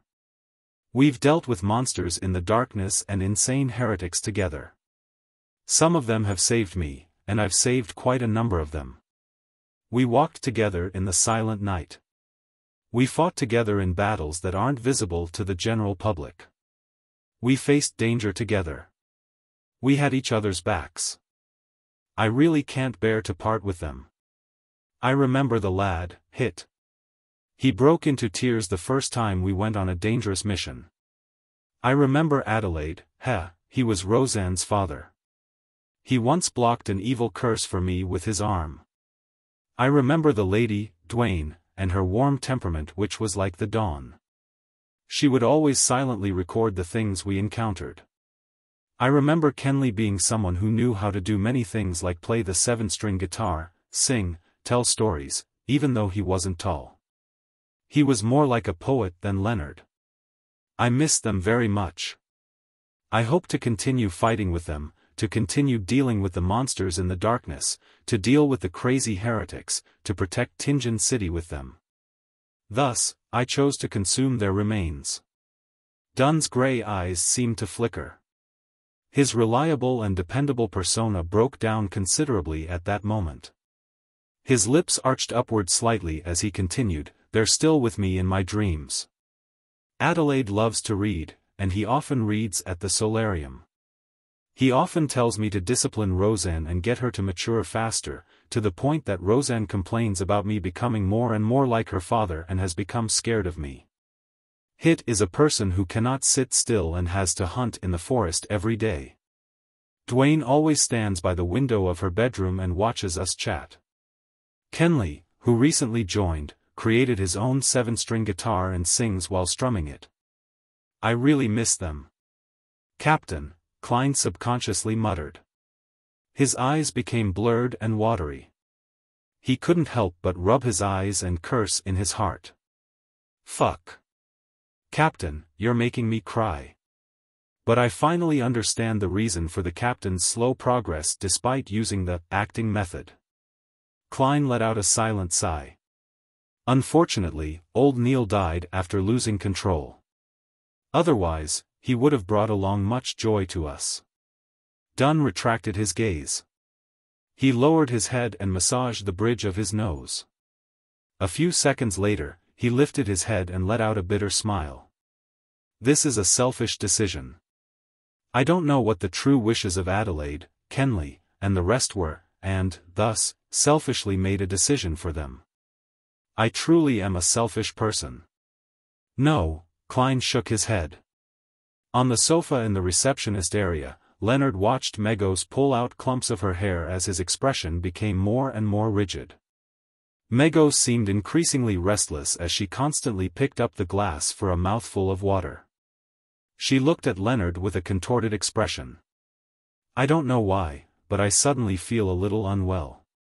Leonard Mitchell was about to reply when he suddenly saw Megos reach for her face. She clawed out a piece of flesh, a long piece of flesh, a piece of flesh stained with blood. "My face is a little itchy."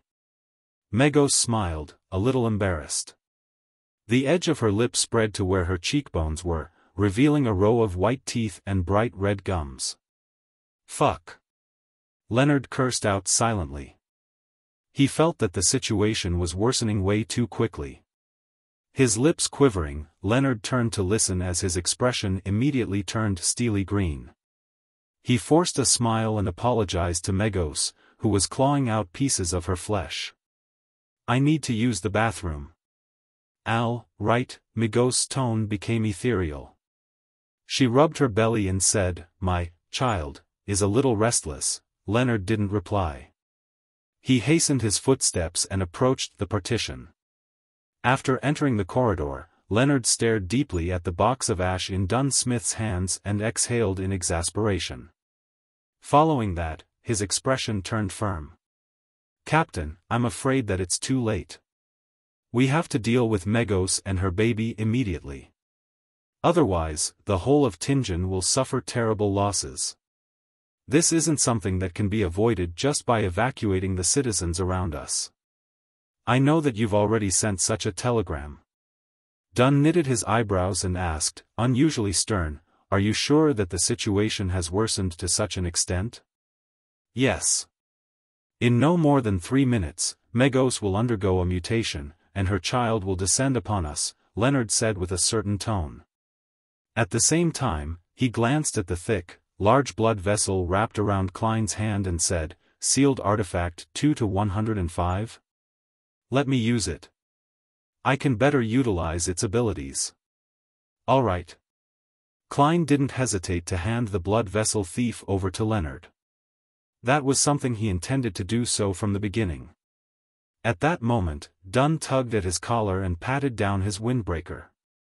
He spoke with a determined tone, "I'll head out with St. Selena's ashes first. Come out after 10 seconds, remember, come out only after you finish counting to 10. Then, regardless of my condition, direct your strongest attacks at Megos and her baby without wasting any time." With that said, he turned around and walked towards the partition with the urn of ashes. "Captain!" Klein let out a shout, his lips dry. "Captain!" Leonard also shouted. Dunn stopped and looked back. He had a gentle expression as he said with his mellow voice, "Don't worry about me. I'm not alone.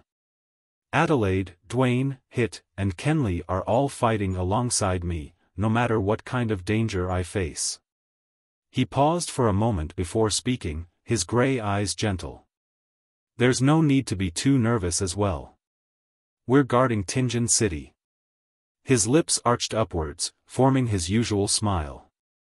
After saying those words, he didn't stay any longer. He stepped through the partition, his black windbreaker following behind him. "Captain!" Klein and Leonard shouted at the same time, their tears falling uncontrollably, but Dunn didn't slow down. "We are guardians, but also a bunch of miserable wretches that are constantly fighting against threats and madness."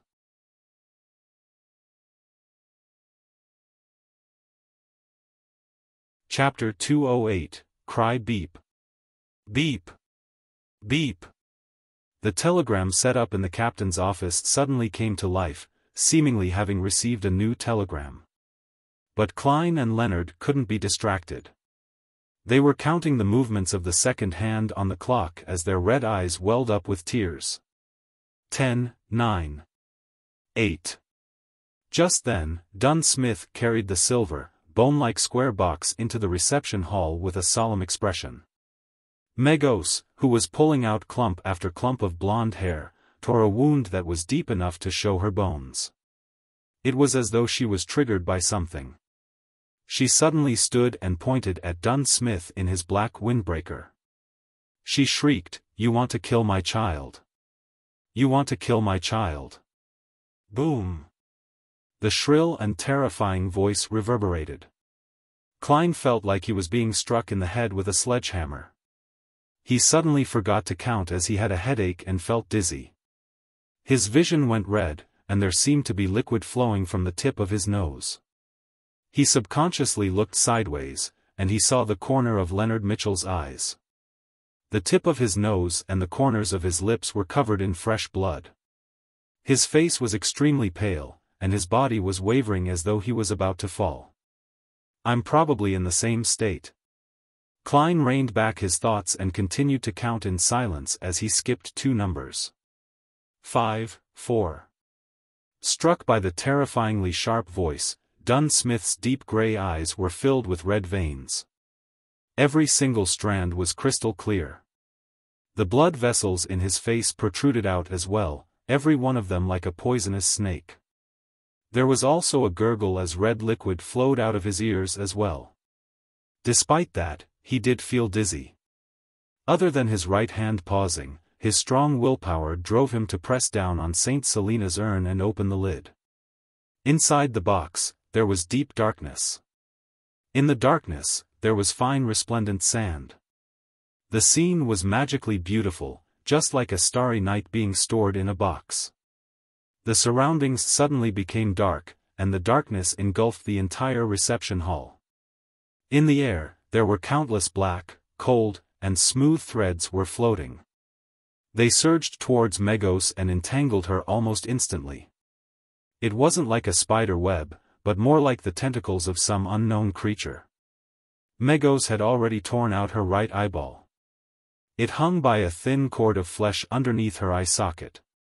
She stared at Dun Smith with hatred as she roared, "You must die." Bang! Dun was cast away by a formless force and slammed heavily into the wall opposite. The wall cracked, and bricks were thrown up. He spat a mouthful of fresh blood onto the ground, but both his hands were still tightly holding onto Saint Selena's urn. He held onto it for dear life and kept it from falling to the ground.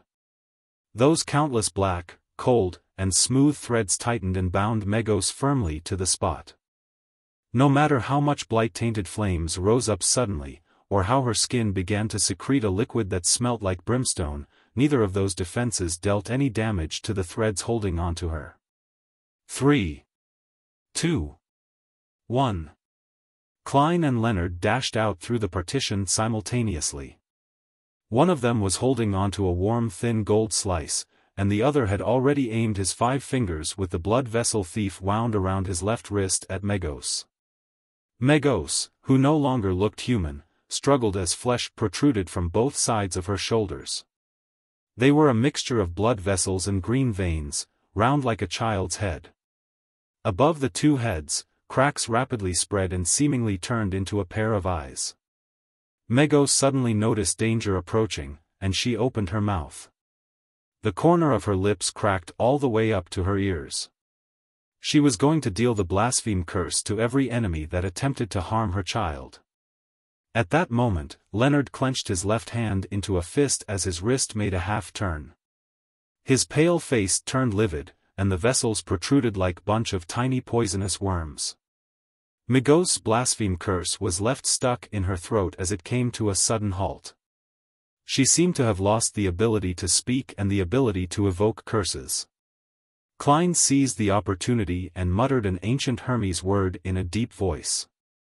"Light. I want light, and there will be light." He suddenly felt the thin gold slice that was covered in mysterious patterns become boiling hot as he saw it emit a blinding light, as though it had become a miniature sun. Right on the heels of that, Klein injected more than half his spirituality into it and threw the flaring sun charm towards the restrained Megos.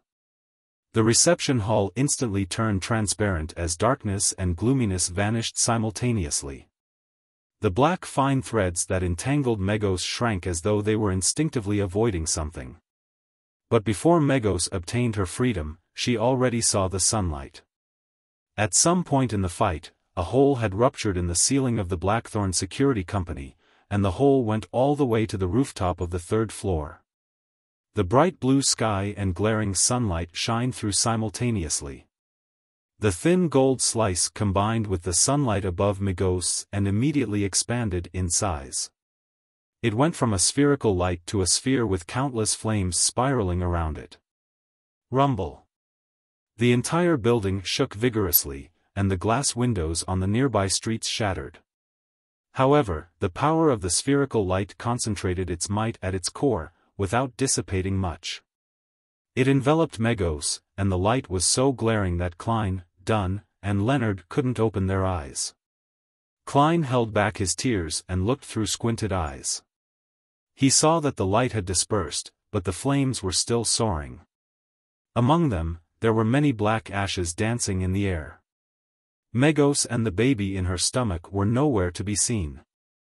Just like the coffee table, water glass, newspaper, and sofa in the area. Is it over? Did we finish the son of an evil god before it descended upon this world, taking his mother out at the same time? Klein still couldn't believe it. His experience of playing video games told him that the final boss couldn't be taken care of so easily. Suddenly, he felt goosebumps all over. His clown instincts told him that there was extreme danger approaching. Without thinking, Klein rolled to the left abruptly. Just then, a long arm with an extremely sharp white bone blade cleaved the spot, seemingly out of nowhere. The monstrosity had an abnormal beauty, and it floated in midair. It was unbelievably fast and almost impossible to dodge its attacks. Whoosh! Klein's clothing on the right side of his chest was ripped apart, his skin ruptured, and his flesh, along with his bones, was split into 2. The wound was so deep that he could almost see one of his lungs.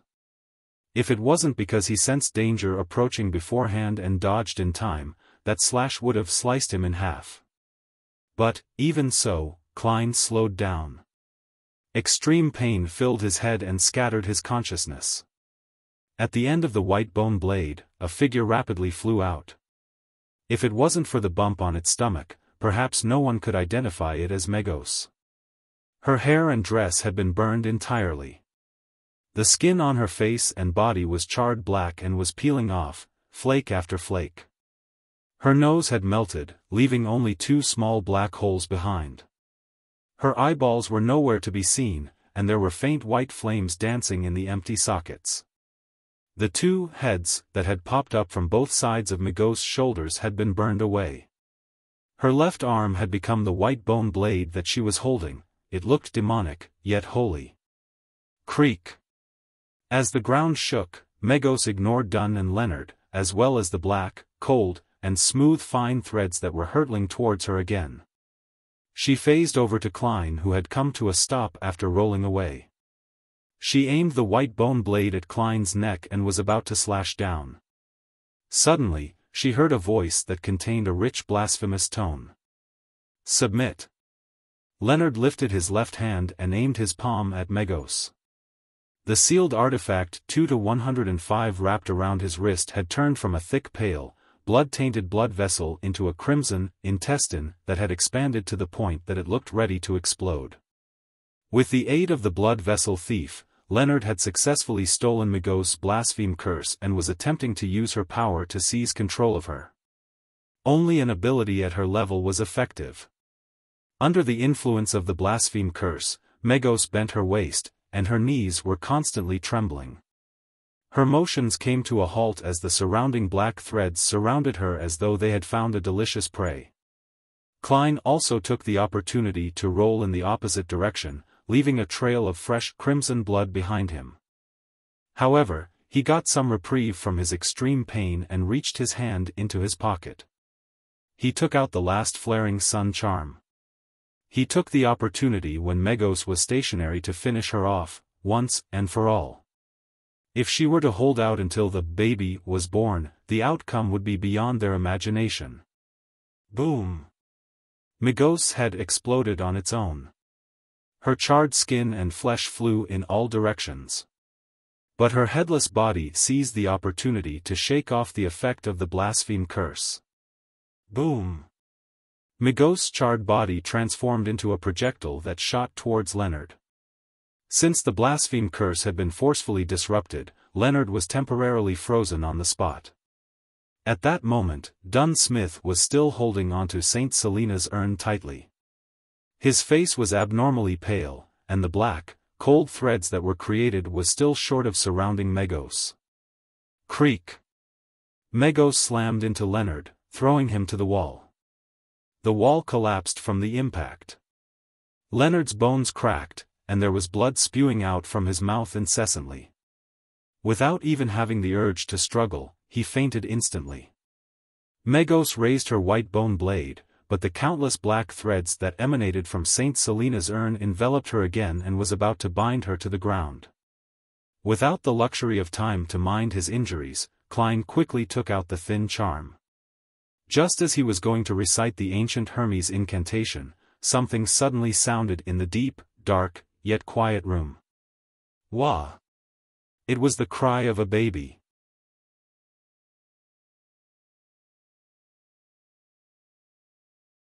Chapter 209, Light, Wah. The baby in Megos' stomach cried. It squirmed, wanting to come into this world in a bid to help its mother escape from her predicament. The black, cold, and smooth threads appeared to suffer a shock as they seemed to be suppressed by an invisible power which led to their retreat backward. Wah! Dunn and Klein became dizzy at the same time. They felt their throats contract involuntarily as their contracting air passages instantly stifled them. Crimson liquid flowed from their nostrils, their eyes, and their ears. All of their capillaries seemed to have ruptured. If it wasn't for the fact that Klein had undergone the torture of hearing the mutterings and ravings every time he headed to the world above the grey fog, as well as Dunn holding on to the ashes of Saint Selena, they definitely would have fainted on the spot, just like Leonard Mitchell. Migos' headless body turned over and looked at Klein, who saw her charred skin and flesh peeling to the ground, and the holy, yet evil white bone blade. Having escaped its influence thanks to his rich experience, Klein immediately felt his scalp tingle and forgot about the pain in his right chest. He seemed to witness his enemy charge towards him maniacally, not giving him any time to recite the incantation, infuse spirituality, and throw out the flaring sun charm. Just as he was about to dodge the attack, Klein saw Migos suddenly pause. He saw Dunn Smith's black windbreaker fluttering, and the captain diagonally across him had buried his head. There were multiple thick twitching objects on his back as if they were venomous snakes or tentacles, or monsters. Dunn was using his abilities as a nightmare to forcefully impede Migos' movements. Bam! Bam! Bam! With a mere struggle from Migos, the thick tentacle-like objects that protruded from Dunn's back exploded at the same time. A large amount of blood splattered out, covering every corner of the room like rain. Dunn wasn't disappointed at the result, for the blood had been absorbed by the black threads created by Saint Selena's ashes. They had been absorbed. The countless cold, smooth, tentacle-like threads entered a frenzy. They swarmed forward and bound Migos tightly, wrapping themselves around her bulging, squirming stomach. An opportunity. Klein was as nervous as he was excited. He prepared to shout the ancient Hermes word for light. Wah! Wah! Wah! The cries of a baby could be heard once again, more frequent, and more incessant this time around. The countless black threads suddenly came to a pause, retreating and trembling again as if they had all been struck by lightning. Dunn's expression changed when he realized that Migos was about to free herself. Without hesitation, he retracted his right palm, formed a claw, and stabbed it into his own chest, his left chest. He quickly pulled out his right hand, his fingers holding a bloody heart tightly. It was a still-beating heart that brought with it the sereneness of the night and a dream. Captain. Klein watched helplessly as Dunn Smith stuffed the heart into the urn containing Saint Selena's ashes. His vision quickly blurred. Whoosh! Whoosh! Whoosh! Crying that sounded like a late-night nightmare resounded. The countless cold and serene threads once again resumed their efforts as they wrapped themselves tightly around Migos. This time, they didn't loosen their bindings despite the cries coming from the baby in Migos' stomach. In fact, they even sealed the terrifying sounds within the body. Klein's tears fell together with his blood. He uttered a simple Hermes term in a deep voice, light. The light that illuminates the darkness. The light that brings warmth. He infused almost all of his remaining spirituality into the thin gold piece etched with mysterious symbols, causing his mind to immediately turn blank and dizzy. Having mustered the last of his strength, Klein tossed out the flaring sun charm at Migos, who was still bound by the countless black threads. The black threads didn't retract this time, having not followed their instincts, as if they were being willed by someone. Thump. Thump. Dunn's fresh heart was still beating within the box containing Saint Selena's ashes. The sunlight once again shone in from the hole in the ceiling, shining through all 3 stories, right into the Blackthorn Security Company, as if it were a corporeal pillar. It was guided here by the flaring sun charm, and it was focused on Migos. The sunlight fused with the top of the headless monster, and then exploded like the sun. Rumble. In the burning white splendor, Klein closed his eyes. This last scene was etched deep into his mind. Migos' body lost its left arm, head, and multiple pieces of flesh. Its charred body crumbled instantly. The half-illusory, terrifying creature within her body no longer had the support of a physical body and couldn't complete the last stage of its transformation. It turned into a furious ball of black gas, dissolving amidst the light and flames. Rumble. The entire building shook violently, but this was only due to the released energy of the flaring sun charm. The charm was different from a normal bomb. Its powers were concentrated, yet restrained. Klein fought to stabilize his body. He opened his eyes and looked ahead a few seconds later. He saw that the walls had crumbled. He saw a charred circle where Megos once stood. Surprisingly, the floor had only melted slightly. He saw a burned, bloody placenta on the ground. He saw Dunn Smith standing on the spot, still wearing his black windbreaker. He saw the heart in the box of St. Selena's ashes still beating slowly. He saw Leonard Mitchell lying on the opposite side. His outcome was unknown. The exhausted Klein felt elated and felt that he could still use ritualistic magic to save the captain. He felt that Megos and her baby were truly finished. No, it was more accurate to say that the latter had suffered an interruption and was exorcised. At that moment, Dunn Smith turned to look at Klein. His pale face had a warm and relaxed expression, and his voice still as mellow as it usually was. "We saved Tingen." After saying this, it was as if he had returned to the time when he was 20. He no longer appeared stern and serious as he winked at Klein with his left eye. Klein's expression froze. He saw the heart in the box of St. Selena's ashes stop beating. It turned into a resplendent ball of light before scattering into the surroundings. He saw the captain fall backward, his arms losing their strength. It felt like the scene was made up of a series of paintings, but Klein could do nothing to stop it.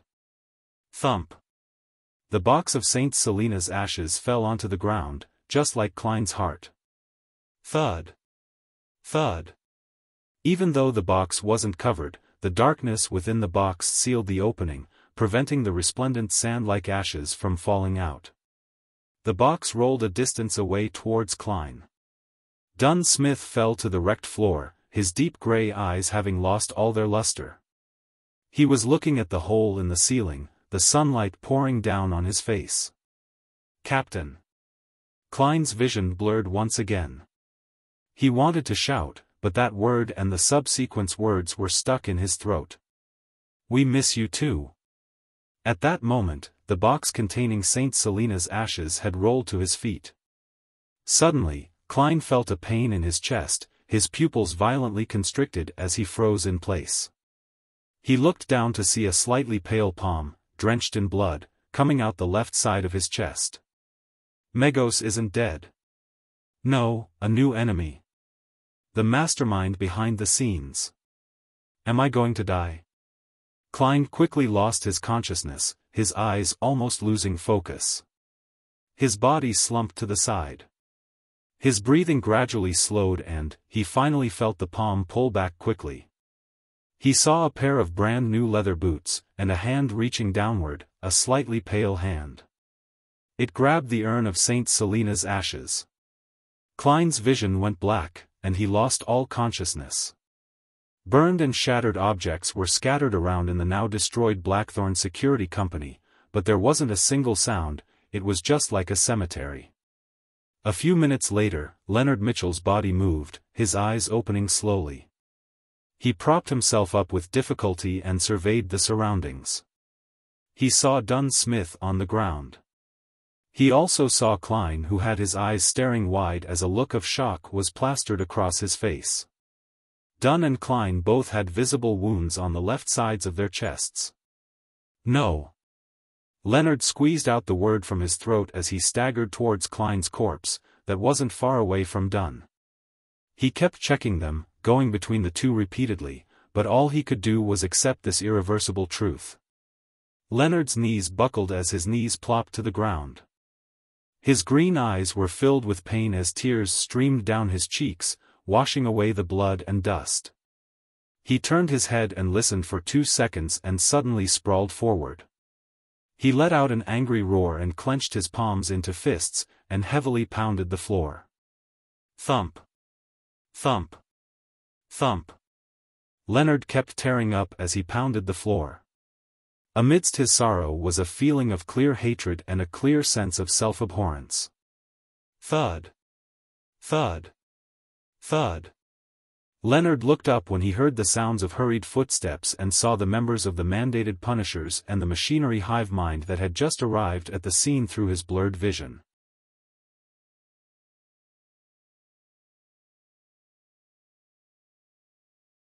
Chapter 210, Story in a Tianjin suburb. There was a house with a green lawn.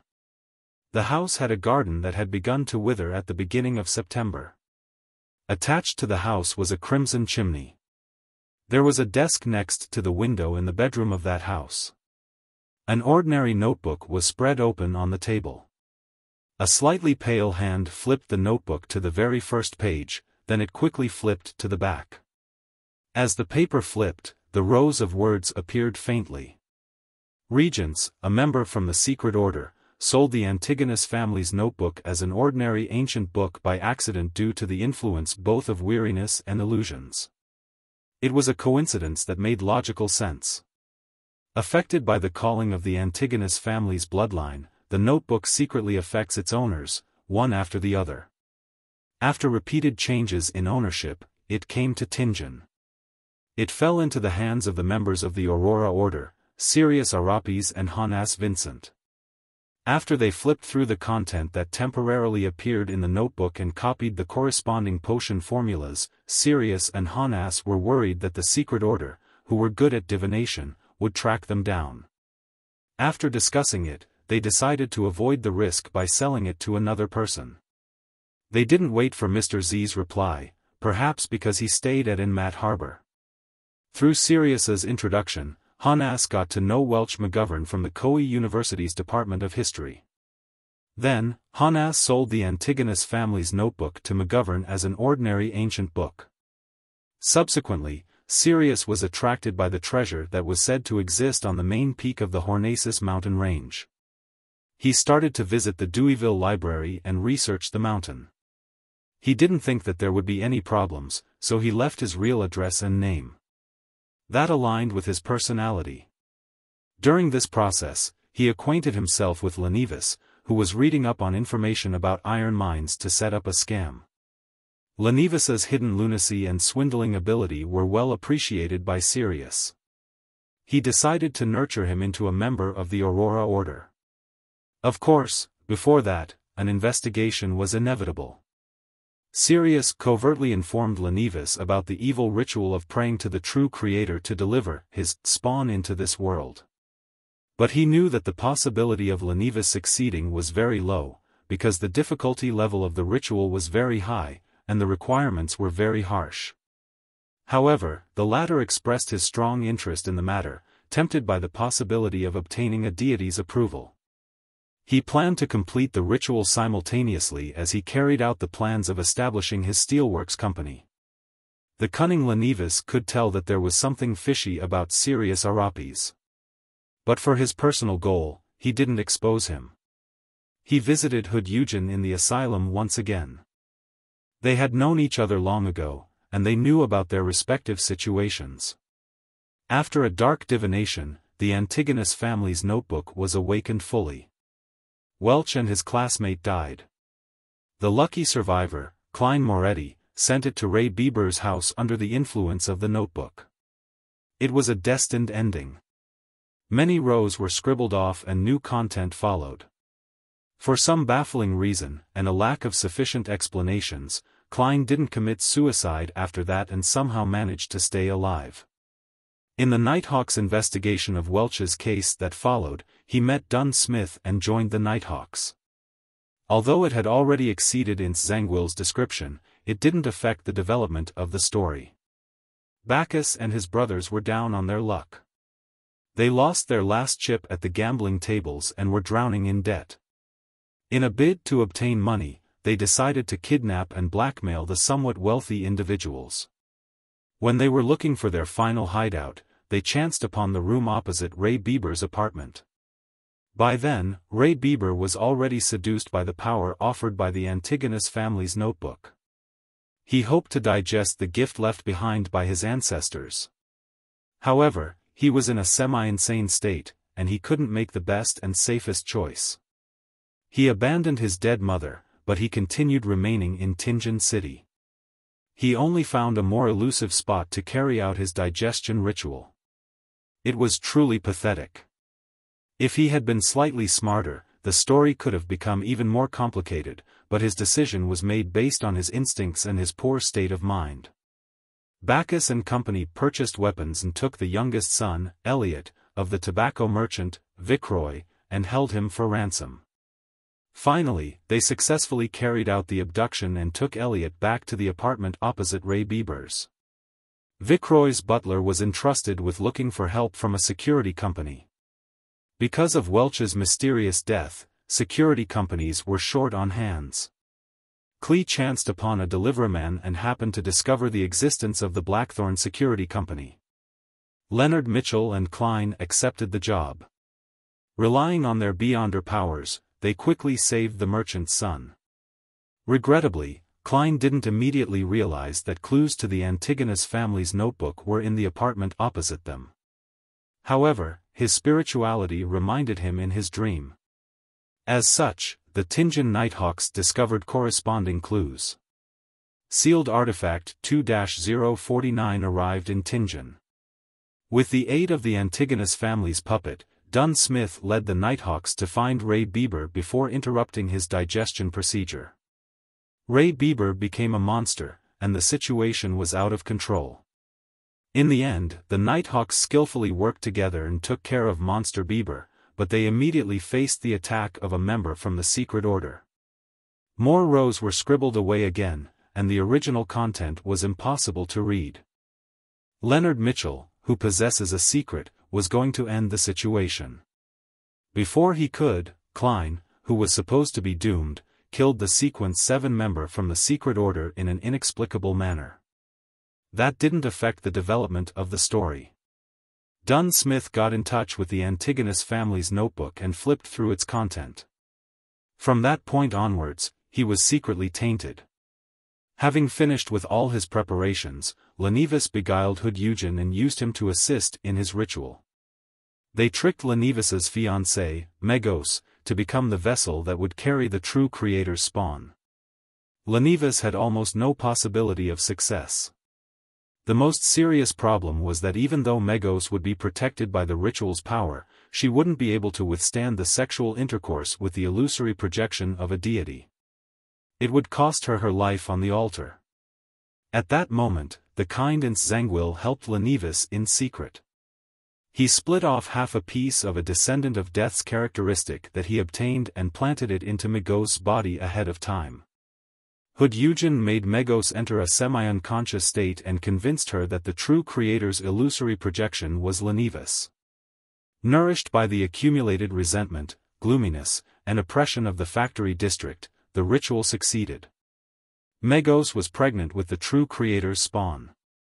The deity saw through the coincidences, but since he wished to break through the shackles placed on him by the 7 deities, he didn't refuse. Hood Eugen was contaminated. After the ritual succeeded, the mad Lenivus regained his rationality.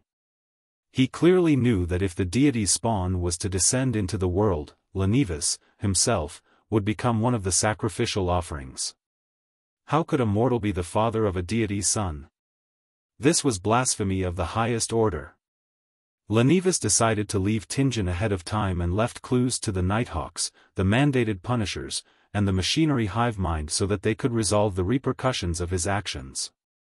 There was ultimately a price needed for lunacy. However, Lenivus didn't write the letter directly to the Beyonder squads. He thought it would make him look stupid. He decided to leave the letter in one of the houses that he rented. He pretended to be playing a game with the Beyonders from official bodies. As such, he didn't bring up Hood Eugen's contamination and brought with him everything that he had obtained. Just in case, he informed Sirius Arapis in the safest way he could. The latter didn't quite believe him, but he could faintly feel the possibility of success. Selena would accidentally chanced upon the real magic mirror divination incantation from her mysticism teacher, Hannes Vincent. Her bold attempt was interrupted by Klein Moretti by coincidence. The latter successfully resolved this supernatural incident that might have caused serious casualties. The Nighthawks then investigated Honas Vincent, who had recently been awarded. Therefore, Dunn Smith coincidentally saw a clear image of the true creator in his dream and suffered severe injuries. However, he wasn't contaminated because of what happened. That would have been noticed by the upper echelons of the Nighthawks. The injury made Dunn Smith's contamination by the Antigonus family notebook worsen. His absent-mindedness and forgetfulness worsened, and he was getting closer and closer to satisfying Ince Zangwill's requirements. Many rows were scribbled away again. Seriously unbelievable. Klein Moretti noticed Ince Zangwill's secret influence and saw the crimson chimney. This is because he was reminded by the teacher from the Koei University's Department of History, Azik. He possesses many secrets.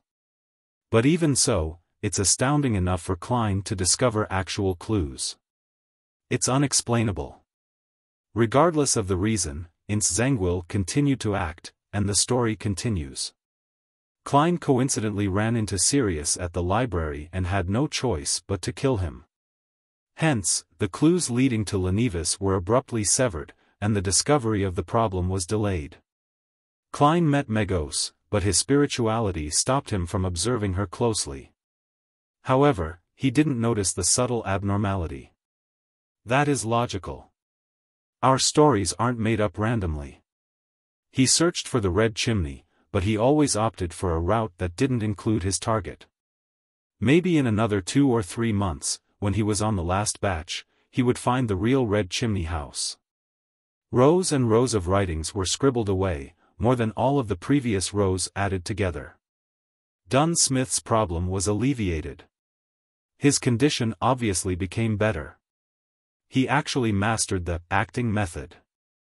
And this was taught to him by Klein Moretti, who found inspiration from Daily Simone and Old Neil's example.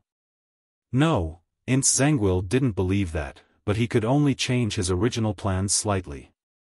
New elements in the story came to play. Azik decided to go to Backlund in search of his lost memories.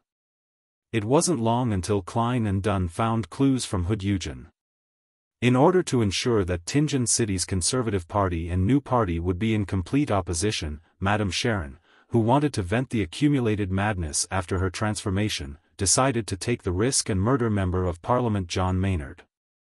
Her motive wasn't strong enough, but she took action anyway. There are always times when people are not clear-minded enough, and she happened to be in that stage. Besides, she was confident that she wouldn't be discovered. Maynard's wife found the Blackthorn Security Company through the tobacco merchant, Vicroy. They didn't disappoint her, and they quickly found Madame Sharon's abnormality. Dunn Smith, who possessed power that was close to Sequence 6, decided to take action first. He passed the sealed artifact 3-0271 to Kenley. When the two of them and Klein returned to Madame Sharon's residence, Dunn attempted to pull her into a dream to control her from a distance.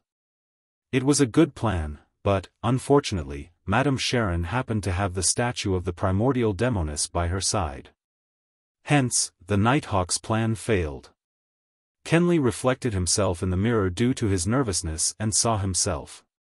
Madame Sharon was taken care of while Kenley died. Dunn blamed himself and consumed Kenley's Beyonder characteristic as he usually did.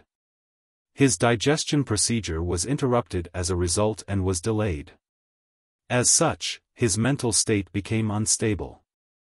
Under the circumstances, Leonard and Klein noticed the letter left behind by Lenivis.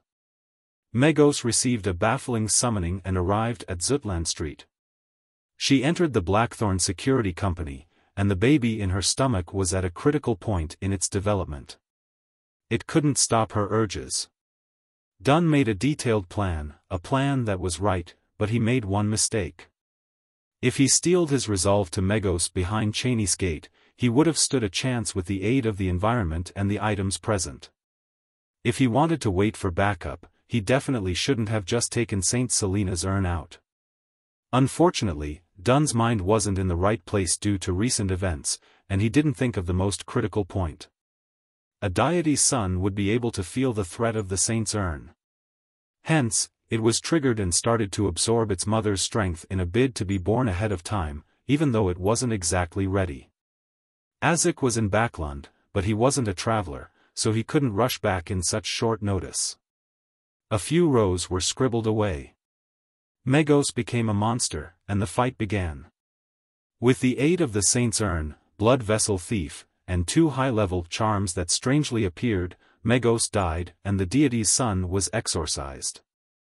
Dun Smith died as a result, and the power of Saint Selena's ashes was severely damaged as well. That went perfectly with Ince Zangwill's intentions.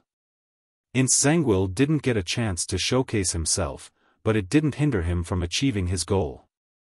He killed Klein Moretti, the fellow who kept disrupting his plans, and he took away Saint Selena's ashes. Ince Zangwill set up a ritual with the remaining half of the characteristic of Death's descendant. He consumed Saint Selena's ashes and successfully advanced from Sequence 5 of the Death Sequence Pathway, Gatekeeper, to Sequence 4 of the Evernight Sequence Pathway, Nightwatcher. As such, he received godhood characteristics and became a demigod. The sun continues to shine brilliantly on the land. Nearly no one in Tingen City realized how they narrowly escaped a huge disaster. Monster Adamasol would be left very confused about it. The notebook was flipped to the last page. A middle-aged man that was holding onto the book had dark blonde hair, a dark blue eye that was nearly black, a tall nose, and tightly pursed lips. His facial features were like that of a statue and didn't have a single wrinkle.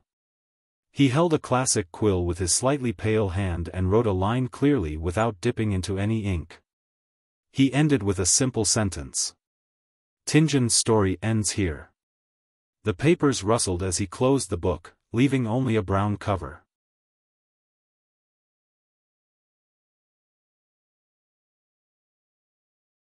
Chapter 211, Funeral in the basement of St. Selena Cathedral, in the guardroom outside Cheney's Gate.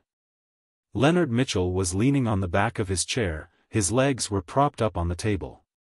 His eyes were vacant without any focus.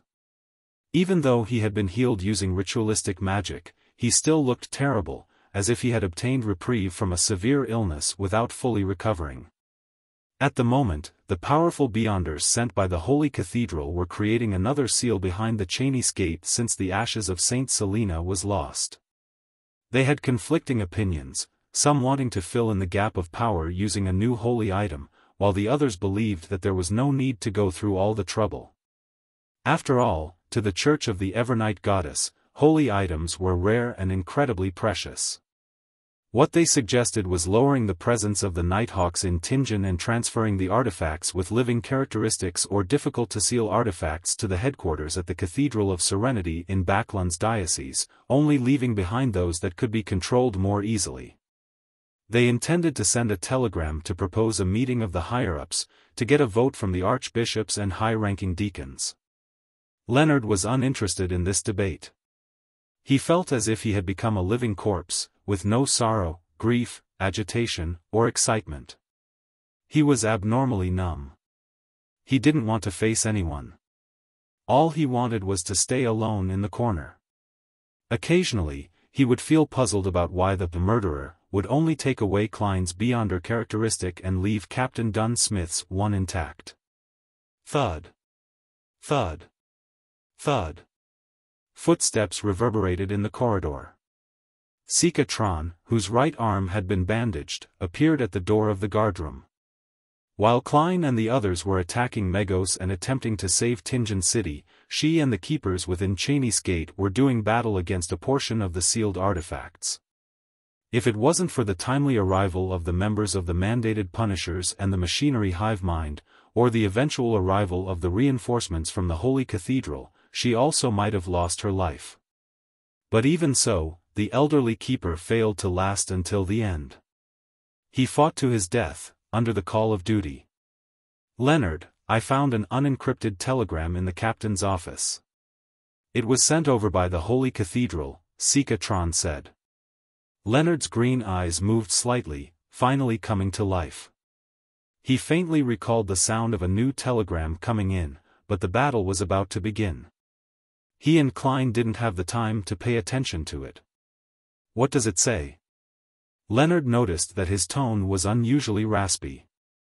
The white-haired and black-eyed Sikatron replied without hesitation, "Beware of Intzangwil. Beware of sealed artifact 0-08. Intzangwil, the archbishop that betrayed the church, the gatekeeper who failed his advancement. Sealed artifact 0-08, an ordinary-looking quill," Leonard muttered at first as he searched his memories, then he tilted his head to the side. He suddenly narrowed his eyes, the dispirited feelings and sadness disappeared from his body. So that's how it was. Leonard pulled his feet back and stood up, his green eyes burning with a passion. He looked at Sikatron and said, "I intend to apply to join the Red Gloves." The Red Gloves was a code name for the elite team of Nighthawks. Under normal circumstances, Nighthawk teams were situated locally and had regions under their jurisdiction. They were not permitted to capture criminals outside of their area of jurisdiction without permission. As such, some evildoers would change their location after every crime, making it terribly inconvenient for the Nighthawks. To deal with this, the Church of the Evernight Goddess set up the Red Gloves. They were carefully selected elites, some even possessing incomplete holy items. Their mission was to reinforce Nighthawk teams that had called for help, as well as track down and arrest evildoers without any restrictions. In some circles, they were also called pursuers or hunting dogs. Red Gloves? But their lowest requirement is sequence 7. Besides, the dangers the Red Gloves face are many times higher than an ordinary Nighthawk squad, Sikatron said in concern and doubt. Leonard smiled coldly. "I'm close to advancing soon." His eyes became cold. He clenched his teeth and said to himself, "I want revenge. Intzangwil, you must live until the day I become powerful enough." "All right," Sika seemed to have guessed Leonard's thoughts. She sighed. "Almost half of our team will be new faces." It's rare to see a Nighthawk team become so ravaged. Leonard's expression darkened. He clenched his teeth and asked, "Are the bodies ready?" "Yes." Sika nodded indiscernibly. Leonard suddenly stepped towards the door. "I'll notify their families. I'll deal with the scene I don't want to deal with the most. I'll do it." At 2 Daffodil Street, Melissa sat on the sofa, inspecting the 3 tickets in her hands. She was looking at the words, the printed date, and the seat numbers. Benson was sitting beside her, observing his sister with a smile. He had a relaxed posture. Suddenly, they heard the doorbell. Ding dong, ding dong. Melissa glanced at their busy maid Bella, then she took the 3 tickets with her and stood up, looking a little confused. She briskly ran to the door. Her black hair was shinier than it was before, her face no longer skinny. The color of her skin had a ruddy color, and her brown eyes looked brighter and energetic. Twisting the handle and opening the door, Melissa froze for a moment. She didn't recognize their visitor. It was a young man with black hair and green eyes. He looked handsome, but his face was unusually pale. Hidden in his eyes was deep sorrow. "May I know who you are?" Melissa asked, feeling somewhat lost. Leonard had specially draped a black formal coat over his white shirt. He said in a raspy voice, "I'm a colleague of your brother Klein." Melissa's heart suddenly skipped a beat. She instinctively tiptoed to look behind Leonard but didn't notice anything. She said with a strange quiver in her voice, "Where's Klein?" Leonard closed his eyes, inhaling as he said, "I'm very sorry, your brother Klein died at the hands of an evil criminal while he was trying to save others. He's a hero, a true hero." Melissa widened her eyes slowly, her body shaking indiscernibly. The 3 tickets in her hands dropped helplessly onto the floor. The tickets faced upward, revealing the name of the play, The Return of the Count. Sitting in the Moretti family's living room, Leonard didn't dare to look directly at Melissa and Benson. But he couldn't stop scenes of what they looked like from flashing through his mind. That girl filled with youthfulness and vibrancy had her eyes wide open. She didn't speak, and her eyes were unfocused. Her silence made her appear like a puppet. The man who looked a little like Klein maintained a normal posture, but he would slip into a daze from time to time. His words came out slowly. "That's the gist of the matter. I'm very sorry that I was unable to prevent it in a timely manner.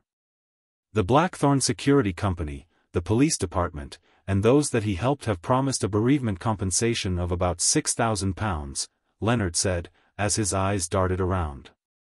Suddenly, Benson interrupted him. His voice was hoarse as he asked, "Where's his body?" "I'm asking where's Klein's body?" He puckered his lips and paused. "When can we see him?" "In the company." "You can see him now," Leonard answered, unable to mask his grief. "All right." Benson moved his rigid lips with great difficulty. "Let me use the bathroom first." Without waiting for Leonard's reply, he quickly entered the bathroom and slammed the door closed. He stood in front of the sink and turned on the tap, allowing the water to flow. He bent down and repeatedly splashed water onto his face. As he did that, his actions came to a sudden stop. Nothing changed for a long time, leaving only the sound of running water reverberating in the bathroom. A few minutes later, Benson lifted his head and looked into the mirror. He saw that his face was covered in water droplets. The redness in his eyes was impossible to hide now. A few days later, in a corner of the Raphael cemetery. After finishing Dunn's funeral, the crowd gathered before a new tombstone. On it was Klein's black and white photograph, a very scholarly photograph. Melissa stood before the grave, her eyes without focus. Beside her, Elizabeth kept wiping away her tears. Leonard, Benson, Fry, and Brett carried the coffin and walked over, lowering the coffin into the grave.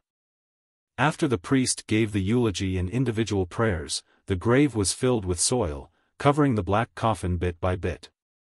At this moment, Melissa knelt down and tossed in the copper whistle she found on her brother's body. Leonard turned and looked at the scene, his heart wincing. However, he admired how strong this girl was. He knew that this girl didn't cry after receiving the bad news. Instead, she stayed pitifully quiet. The grave was leveled and a stone slab was laid over it. Leonard took a final look at Klein's tombstone. There were 3 lines to his epitaph: the best elder brother, the best younger brother, the best colleague. Under the mournful atmosphere, the members of the Blackthorn Security Company gradually left. Selina and Elizabeth also bade farewell under the urging of their families. The only people left behind were Benson and Melissa. "I'll get a rental carriage." Benson was in a terrible condition. It was as if he hadn't slept for a long time. "All right." Melissa nodded. After seeing her brother leave, she turned to look at the tombstone. She squatted down and buried her face in her arms. After some silence, Melissa suddenly scolded, "Stupid." She cried as she wept silently. Her tears just wouldn't stop. Night time, at the Raphael cemetery. The copper-skinned Azek stood in front of Klein's grave holding a bouquet of white flowers. He didn't speak for the longest time until he finally sighed and muttered to himself, "I'm sorry, I was 10 minutes late. But I think I know who it was." He bent over and set the bouquet of flowers down before turning to leave the cemetery. He also left Tingen, but he didn't retrieve the copper whistle. The place was quiet and serene under the illumination of the crimson moonlight. Suddenly, the stone slab sealing the grave was flipped open. A pale hand extended out from the soil. A hand came out. Whoosh! The gravestone was shoved aside. The lid of the coffin was pushed open. Klein sat upright and looked around, lost. His memory was still frozen at the scene with the brand new leather boots, and the palm that grabbed onto the urn of Saint Selina's ashes. Everything after that felt like a dreamless sleep. Klein instinctively lowered his head and unbuttoned his shirt. He looked at the left side of his chest, only to see that his ravaged injury and missing heart were squirming as they healed, similar to how he recovered from the bullet wound through his temple back when he looked into the mirror. The only difference was that this time, the recovery was much slower and much more difficult. You're tuning in to the Xiaofan's Wuxia Tales YouTube channel. Don't forget to subscribe and join us on this journey to catch the most captivating stories.